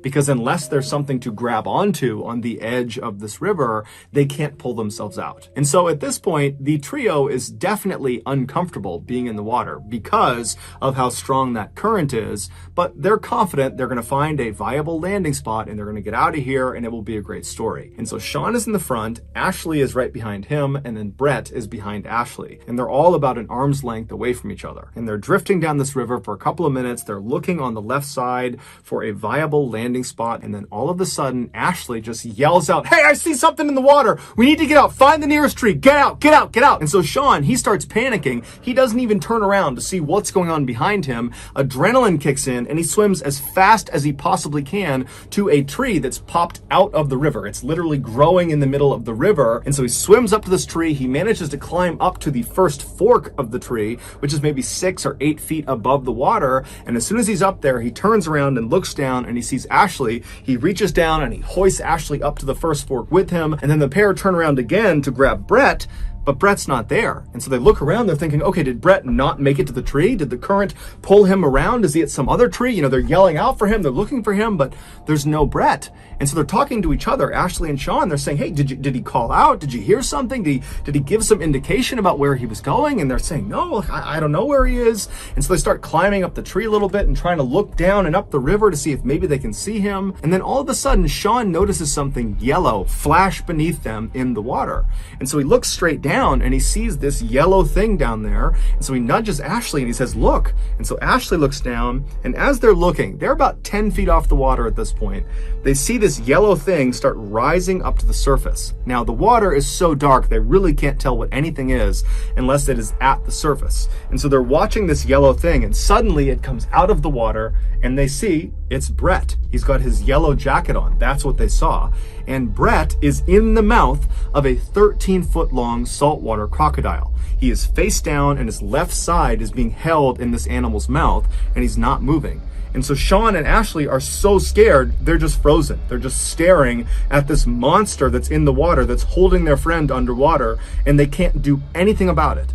And for 2 minutes, they just stand there looking at this animal, wondering what's going to happen. And for those entire 2 minutes, the crocodile stared right back up at Ashley and Sean as if it was showing them what it was going to do to them once they got in the water. That I've done this to your friend, I'm getting you to as well. And so they're staring at this animal when suddenly it just kind of goes underneath the water, back down into the black abyss, and it, along with Brett, just disappear. Ashley and Sean are so terrified that they can't even grieve for their friend. They can't feel sad for him. It's like they just go into survival mode. And without saying anything to each other, they just start climbing up this tree as fast and as far as they possibly can. And they only manage to get up maybe a couple more feet to 2 more branches. One's at about 10 or 12 feet off the water, and the other is at about 15 feet off the water. And so Sean makes it onto the lower branch, and then Ashley makes it onto the slightly higher branch. And then once they're situated on their branch and one arm is firmly wrapped around the trunk of the tree, they're able to kind of breathe for a second and take stock of their situation. And even though, of course, the elephant in the room here is that their friend was just eaten by a crocodile, but it's like they can't process that yet. Instead, they start talking about, okay, well, our families, they're going to recognize our absence and they're going to tell the police, and the police are going to launch a search and they're going to come find us. Both of them were confident, or they acted confident, that that was going to happen, but they also knew that there was no timeline for this. It could be hours or days until this actually happened. And so as these two teens are sitting on their branches, the reality of their situation really started to come crashing down on them, because yeah, they're safe in this tree, but how long can they possibly stay in this tree for? I mean, eventually they're going to need to fall asleep. And if they fall asleep, are they going to fall out of the tree and land in the water with this crocodile? I mean, they just didn't know how this was going to turn out. And so as the two began comforting each other, reassuring each other that, oh no, it's going to be just fine. Someone's going to find us tonight or tomorrow. We'll be just fine. As they're doing that, Ashley suddenly stops talking to Sean and just looks straight down. And so Sean realizes what Ashley's doing, and he matches his gaze, and he looks straight down, and at the base of their tree, in that black water, is the 13-foot-long saltwater crocodile. It's back, and it no longer has Brett in its mouth. They have no idea where Brett is. He's just gone. Saltwater crocodiles are considered the most aggressive and dangerous crocodiles in the world. And they are one of only 2 crocodile species that will actively hunt humans when given a chance. And so these two teens are helpless in this tree. All they have is some separation from the black water and this animal down below. And so they just find themselves staring straight down at this crocodile. And in turn, this crocodile just stares right back up at them. It's very clearly waiting for them. It wants them to come out of the tree so it can eat them. And so the crocodile just continuously repositions itself all around the tree. It's just keeping the top of its head out of the water so its eyes can look up at them. And so the teens are just praying that at some point it will grow tired of them and will leave. And after several hours, right as the sun is about to set, this crocodile does seem to give up on them, and it drifts under the water and disappears. After a couple of minutes, Sean, who was on the slightly lower branch, decides he doesn't want to be any closer to the water than he needs to be, and he's going to climb up to Ashley's branch. And so he very carefully stands up on his branch. He makes sure he's got solid footing, and then he reaches up and he grabs a branch with his right hand, and he kind of tests it, and he feels like it's pretty sturdy, and then he puts all his weight on it and tries to reach for another branch when this one breaks. And as soon as that branch broke, Sean tumbled 10 feet into the water. And so he hits the water, he goes all the way under, he sinks a few feet under, and immediately he's turned around and he's trying to swim as fast as he can to the surface, and he's just expecting at any moment this crocodile is going to bite him. He gets to the surface and he looks around. It's a little bit dark, but he can immediately see his tree, and he realizes the current has pulled him away from his tree.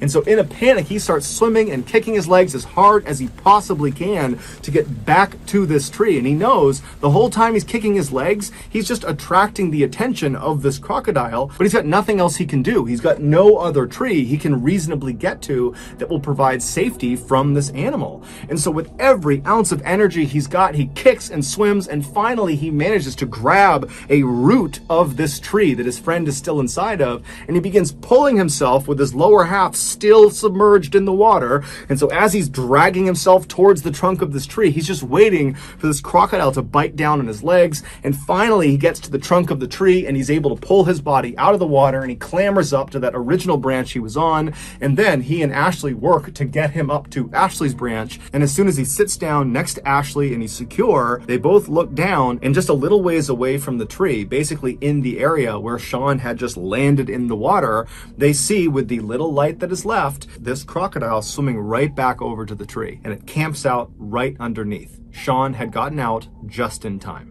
When the sun finally did set about 10 or 15 minutes later, it became pitch black. There's no ambient light in this part of the world. There aren't any buildings or cities close enough to this area, and so it is truly pitch black. And so they could no longer see the crocodile down below.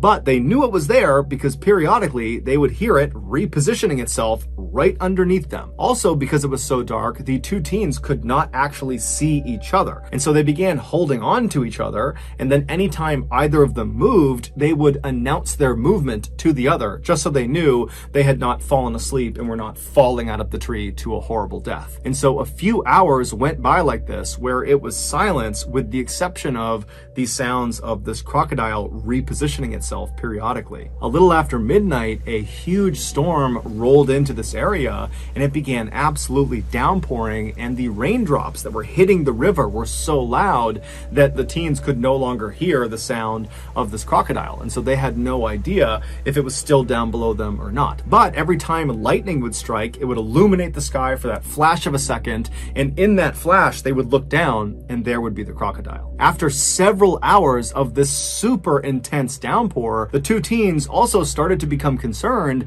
that all this additional rain could raise the water level of the river all the way up high enough that this crocodile might be able to jump out and reach their legs.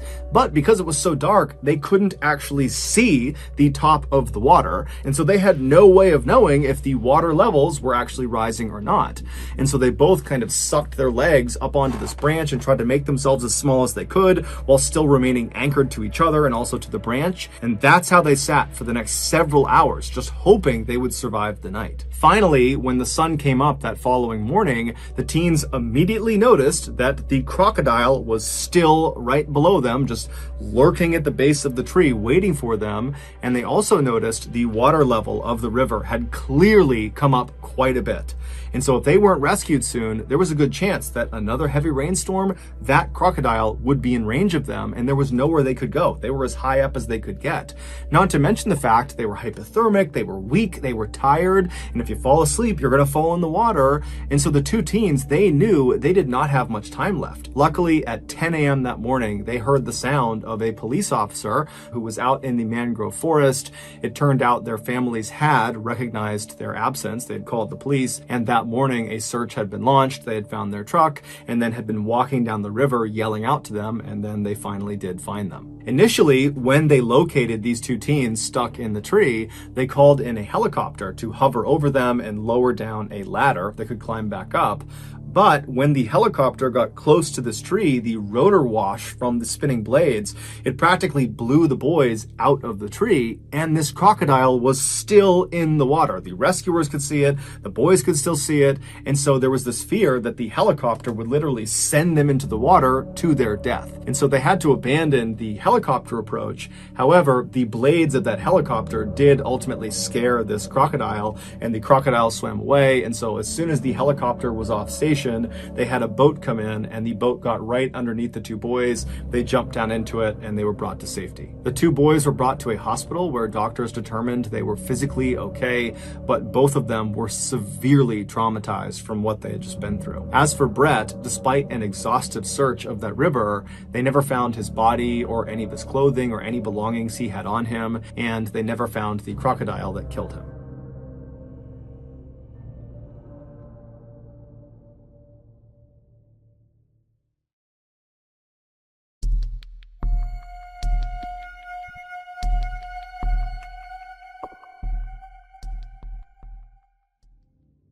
In 2019, a 32-year-old United States Army soldier was stationed in Hawaii for training. This was his first time ever being in Hawaii, and so on his first day off, he planned to do some sightseeing. After doing some research, he settled on the Hawaii Volcano National Park as the first place he would go check out. This is one of the top tourist attractions in Hawaii that sees over 2 million yearly visitors.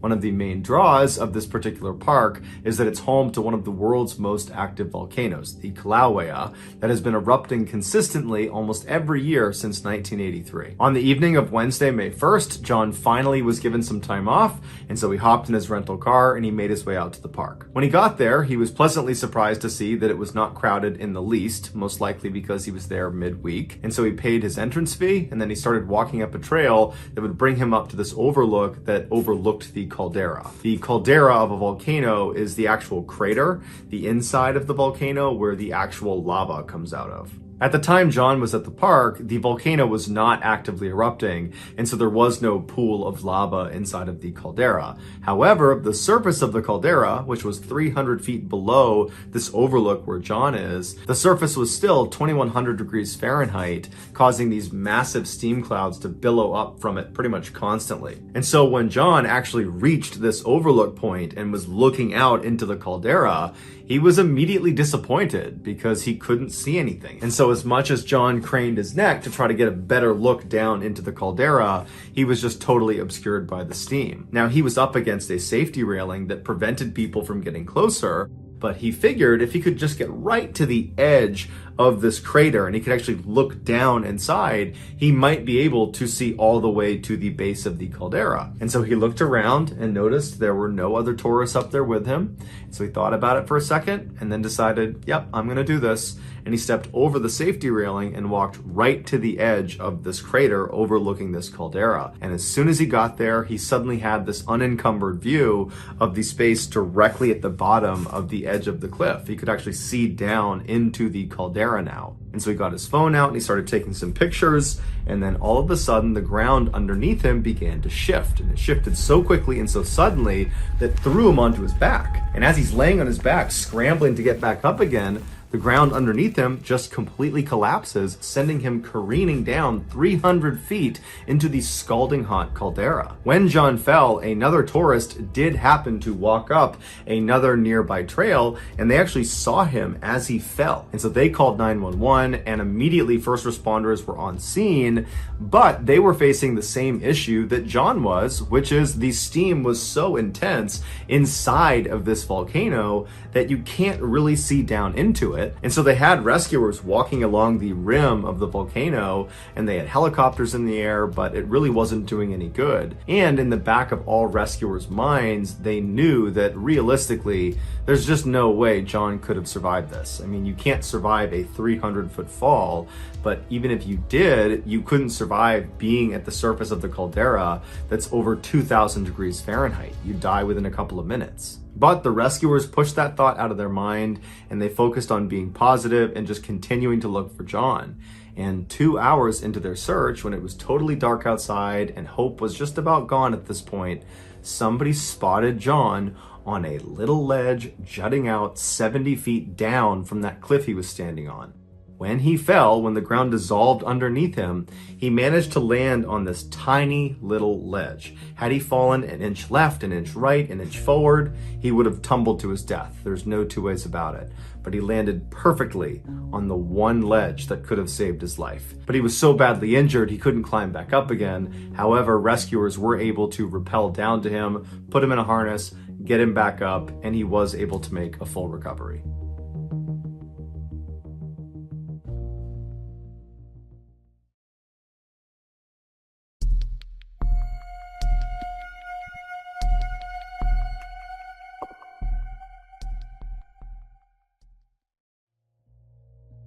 In December of 1961, James McCormick Sr. was on vacation from his job as a fire inspector for the city of Portland, Oregon. And he was feeling bored, he was feeling kind of restless, and he decided he wanted to go do something fun with his 16-year-old son named James McCormick Jr. They settled on going hunting together as they were both avid outdoorsmen, and so they, along with their hunting dog, headed out to Larch Mountain on December 4th. Even though Larch Mountain was only 30 miles from the city, it was known as one of the most rugged and wild areas in the northwestern United States. And so the men arrive at Larch Mountain, they're excited, they hop out of the car, they put their gear on, and they begin hiking into the wilderness. Now, the weather forecasters had said it was probably going to be pretty cold. There might be some light snow in the area, but the weather should hold for their day trip out into the woods.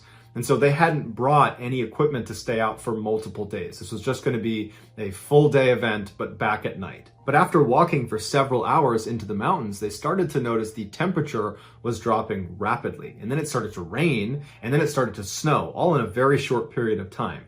And initially they decided they were going to gut it out and keep walking a little ways, but they decided, you know what, this is awful and our stuff's getting wet and it's going to get dark soon, so let's just turn around and go back. We can go hunting another day. But it had started snowing so quickly that when they turned around to start making their way back to their vehicle, the snow had covered over everything enough that it looked a little bit different. And they didn't have a GPS, they were using a map and compass, and they were not on a marked trail. They were just kind of walking around the mountains looking for a place to set up. And so they're walking back and they're making turns and they're starting to question where they are. And when they had walked for several hours in the direction they believed was back to the truck, well, they weren't anywhere near a road and they felt like they were in an area they didn't recognize. and they realized they were lost. At this point, it was snowing really hard and it was starting to get dark outside. And so the pair decided, you know what? We got to stay out for the night. We're not going to find our vehicle tonight. It's too dark and we don't know where we are. So let's camp out for the night, and tomorrow we will find our vehicle. But remember, they didn't have any equipment to stay out for the night. All they had was their warm clothes, but they didn't have a structure to protect them from the elements. And so they decided their best bet was to climb up into a tree, because at least that way they're off the ground, they'd protect themselves from predators potentially, and the branches of the tree would kind of protect them a little bit from the snow and from the freezing rain. So that night, James Sr., James Jr., and their dog, they huddle in this tree. It's a totally sleepless, miserable night as they are just destroyed by snow and freezing rain and wind. And then finally the sun comes up the next morning and there's a glimmer of hope, although it's still absolutely dumping snow on them. But they're thinking to themselves, this is going to make a heck of a story when we get back. And so they climb out of the tree, they stretch, they kind of, readjust themselves, and then they begin walking in a direction that they think is the direction towards their vehicle. And for several hours, they're just kind of walking, hoping they're going to run into this road, and they don't. And at some point they realize once again that they are in the same position they were in the day before. They don't know where they are. And now they've walked even farther, potentially in the wrong direction. And so they stop for a second, and James Sr. pulls out his map and he's trying to make sense of where they might be. He's looking around. He's trying to terrain associate to see if he can figure out if there's a specific way he should be going.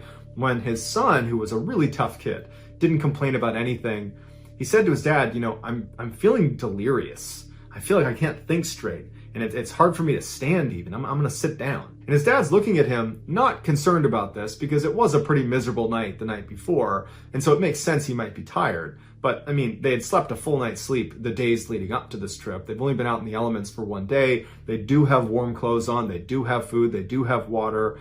And so he figures his son will just sit down for a minute and then he'll get back up and be rejuvenated, and they'll keep moving out.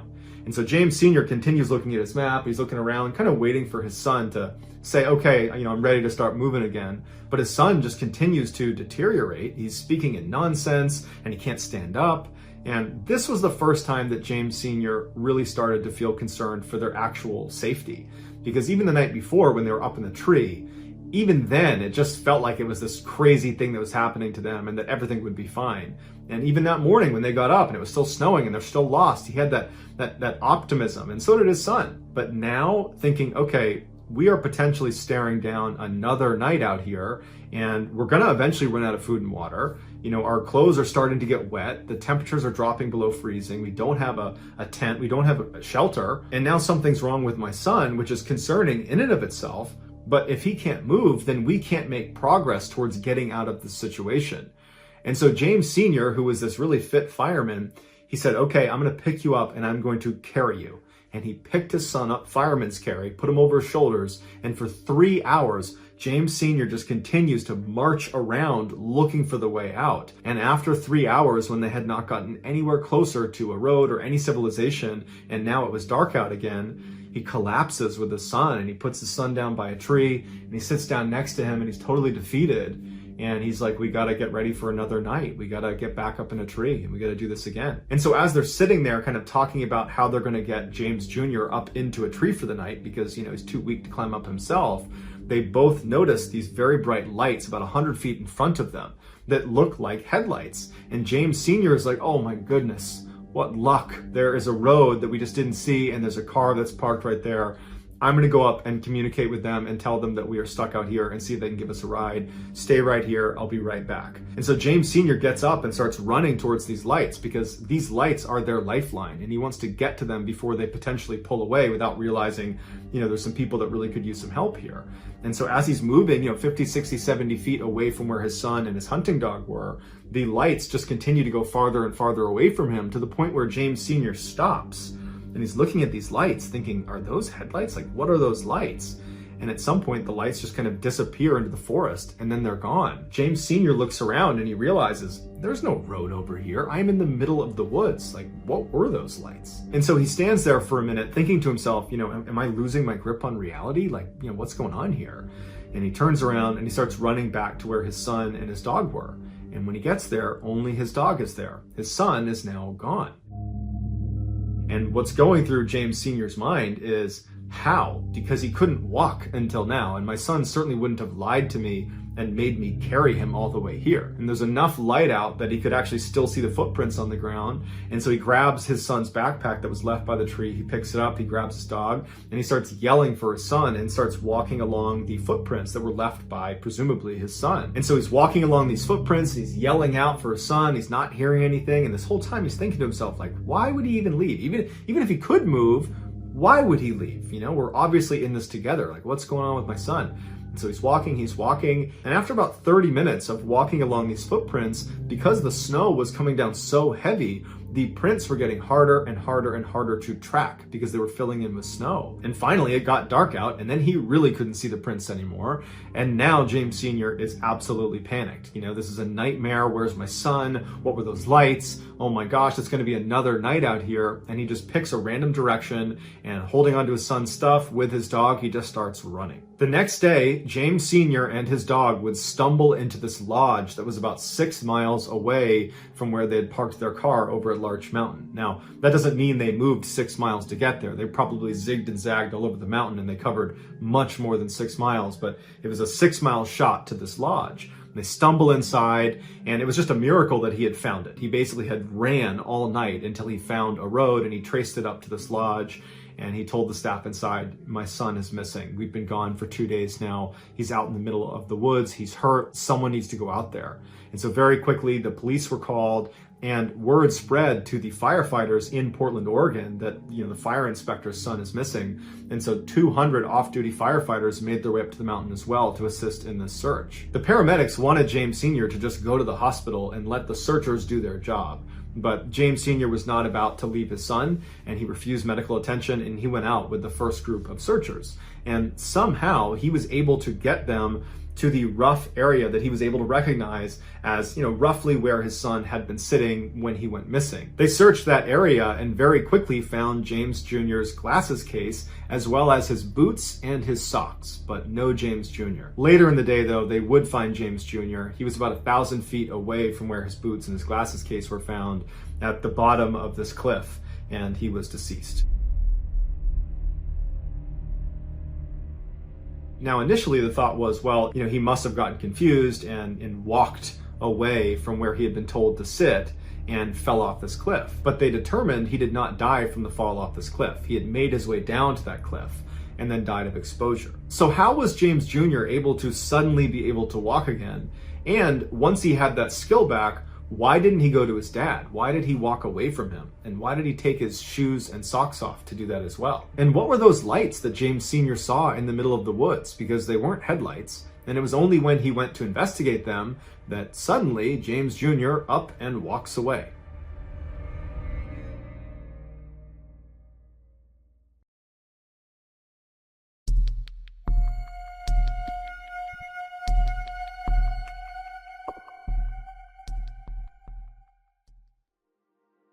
When most people picture Russia in their minds, they picture European Russia, which is literally the part of Russia on the western side that sits in Europe and is by far the most populated part of the country. But European Russia only accounts for 23% of the total territory that is Russia.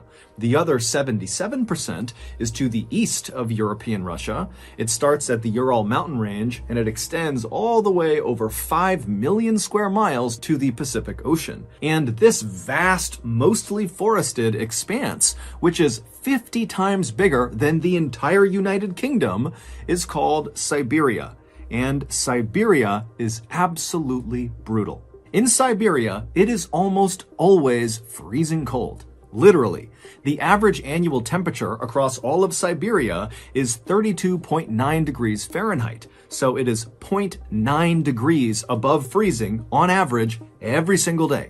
In addition to the extremely deadly weather that exists basically year-round in Siberia, Siberia is also home to a bunch of huge deadly animals, such as the brown bear, which is the same as the infamous grizzly bear in North America, the gray wolf, which by size alone makes virtually all other wolves look like little puppies. Gray wolves can grow to be nearly 200 pounds. And of course, there is the highly intelligent Siberian tiger, who is perhaps one of the only predators on Earth that is known to seek out and kill people for revenge. For example, in 1997, a hunter named Vladimir Markov was walking through a Siberian forest when he came face to face with one of these Siberian tigers, and he ended up shooting the tiger before fleeing, except the tiger didn't die. Instead, it got up and secretly followed Vladimir all the way back to his cabin, and then this tiger camped out outside of the cabin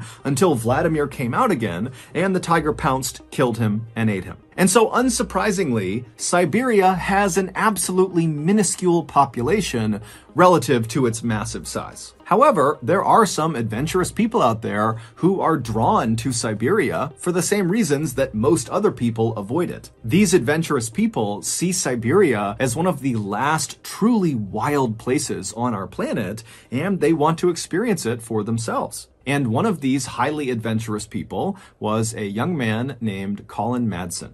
Colin, who came from a very successful American family, was a big outdoors enthusiast who at some point in his youth began researching Siberia because he fell in love with its rugged natural beauty. He quickly began researching not only Siberia, but Siberian culture and Russian culture, and also at some point he became fluent in the Russian language. Then, in 2013, when Colin was 22 years old, he left his home in Missouri and moved to Siberia. He settled in one of Siberia's few population centers, a city called Irkutsk, which is located in the southeast of Siberia and right along the edge of Lake Baikal, which is the world's deepest freshwater lake. Colin's Siberia plan was twofold. He would go to school while he was there, and he would go out and explore. And at first, his plan went perfectly. He was accepted into Moscow State Linguistic University in Irkutsk, and very quickly he made friends who were eager to accompany him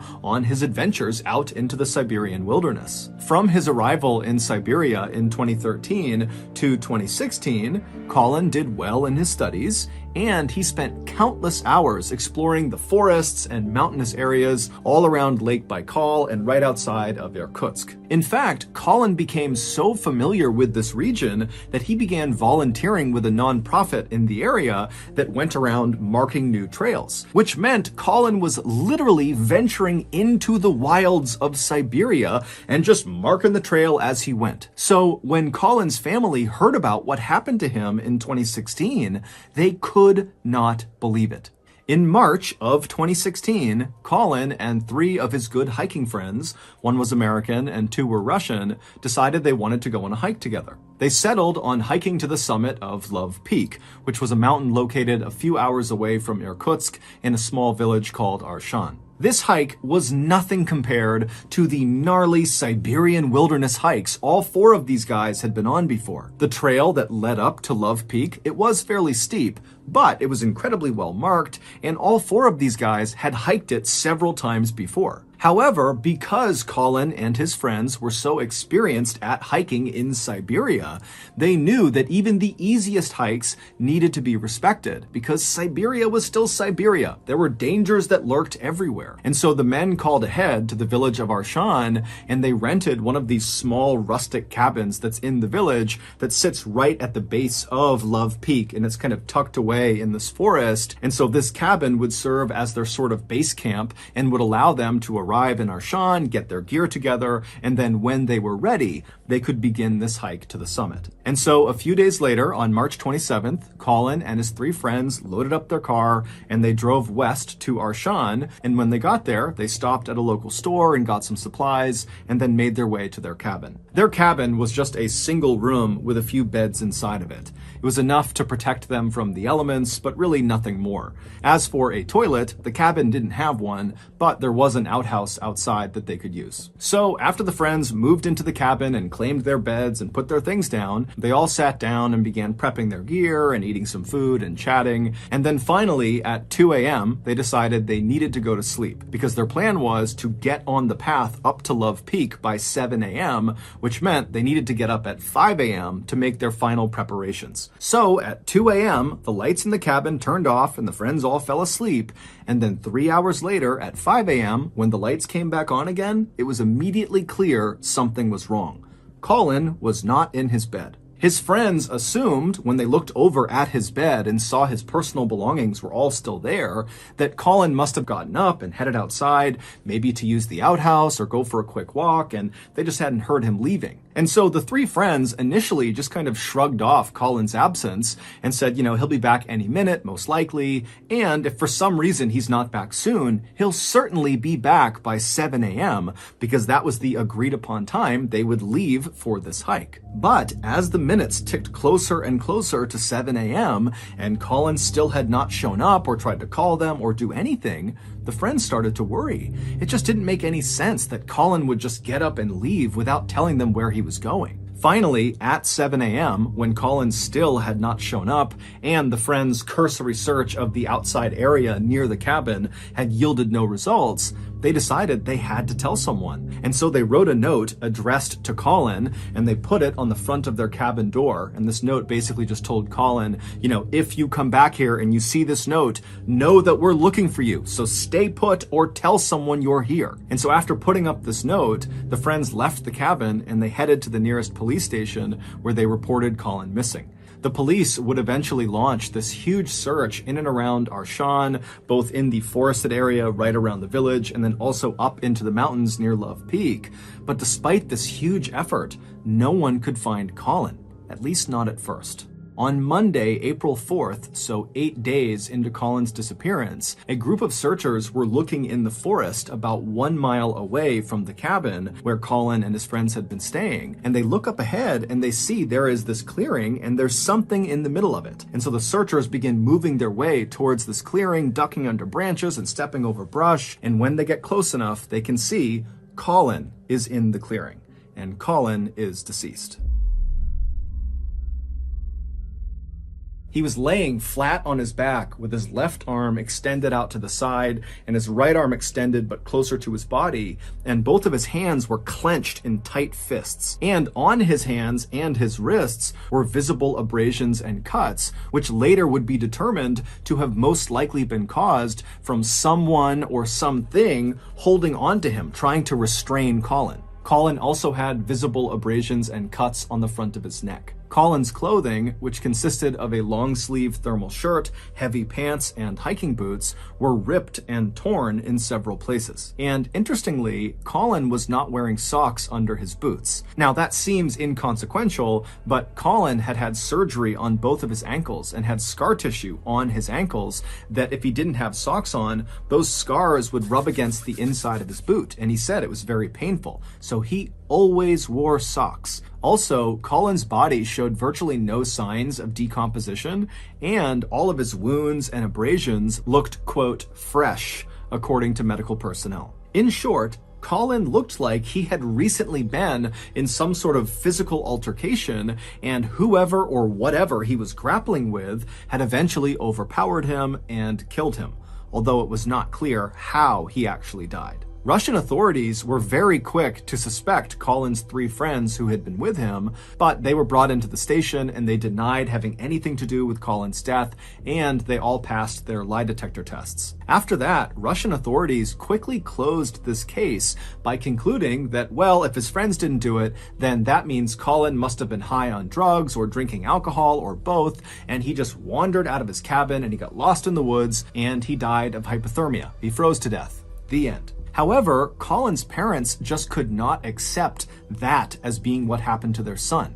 There were a lot of reasons for skepticism, but the main one was that Colin was an absolute expert at navigating this particular region of Siberia. And so the idea that he would leave his cabin for a quick walk or something and get so completely lost that he would die 8 days later seemed way too far-fetched. And so Colin's parents hired a US-based private lab to do a review of Russia's autopsy of Colin to give their opinion if the autopsy was accurate or not. And this US-based lab pretty much immediately found that the Russian autopsy was not remotely accurate. Number 1, Colin was not under the influence of alcohol or drugs. He was sober.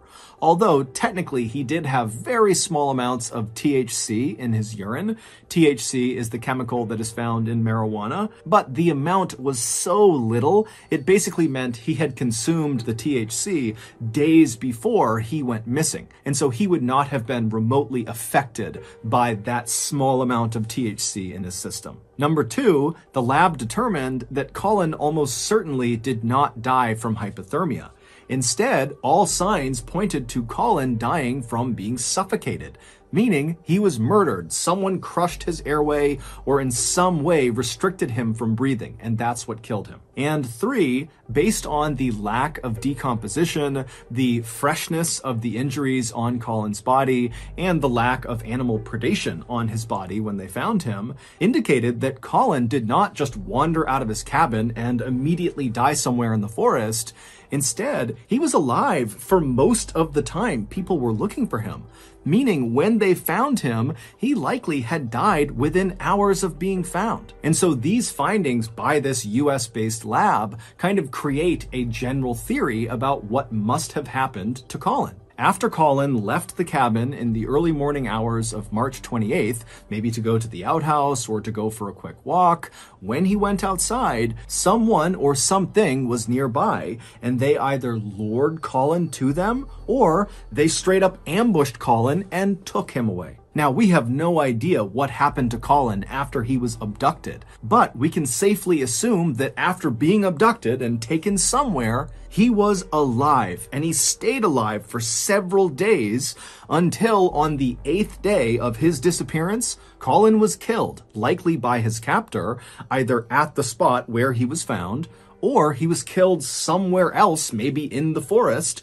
and then moved to the spot where he was found. Many people believe it was the Russian government who targeted Colin, they kidnapped him, and they killed him. And their botched investigation into his death was actually a calculated cover-up. Colin had participated in at least one peaceful environmentalist-led protest in Siberia, and after the protest, Colin apparently got a written warning by the Russian police not to attend another protest. But why would Colin, who was just one of many people involved in these protests, be singled out by the Russian government and killed for his participation? And why would the government elect to kill Colin when he was with 3 of his closest friends who would immediately notice his absence? It just doesn't add up. Today, Colin's parents are still trying to figure out what happened to their son, but unfortunately, their son's case is closed in Russia, and so no one on the Russian side is talking to the parents or giving them any new information. And so as a result, they and the rest of us are left to wonder who or what was lurking in the shadows when Colin stepped out of the cabin that morning. And then where did they take him? And what did they do to him for nearly a week before they killed him deep inside of that Siberian forest?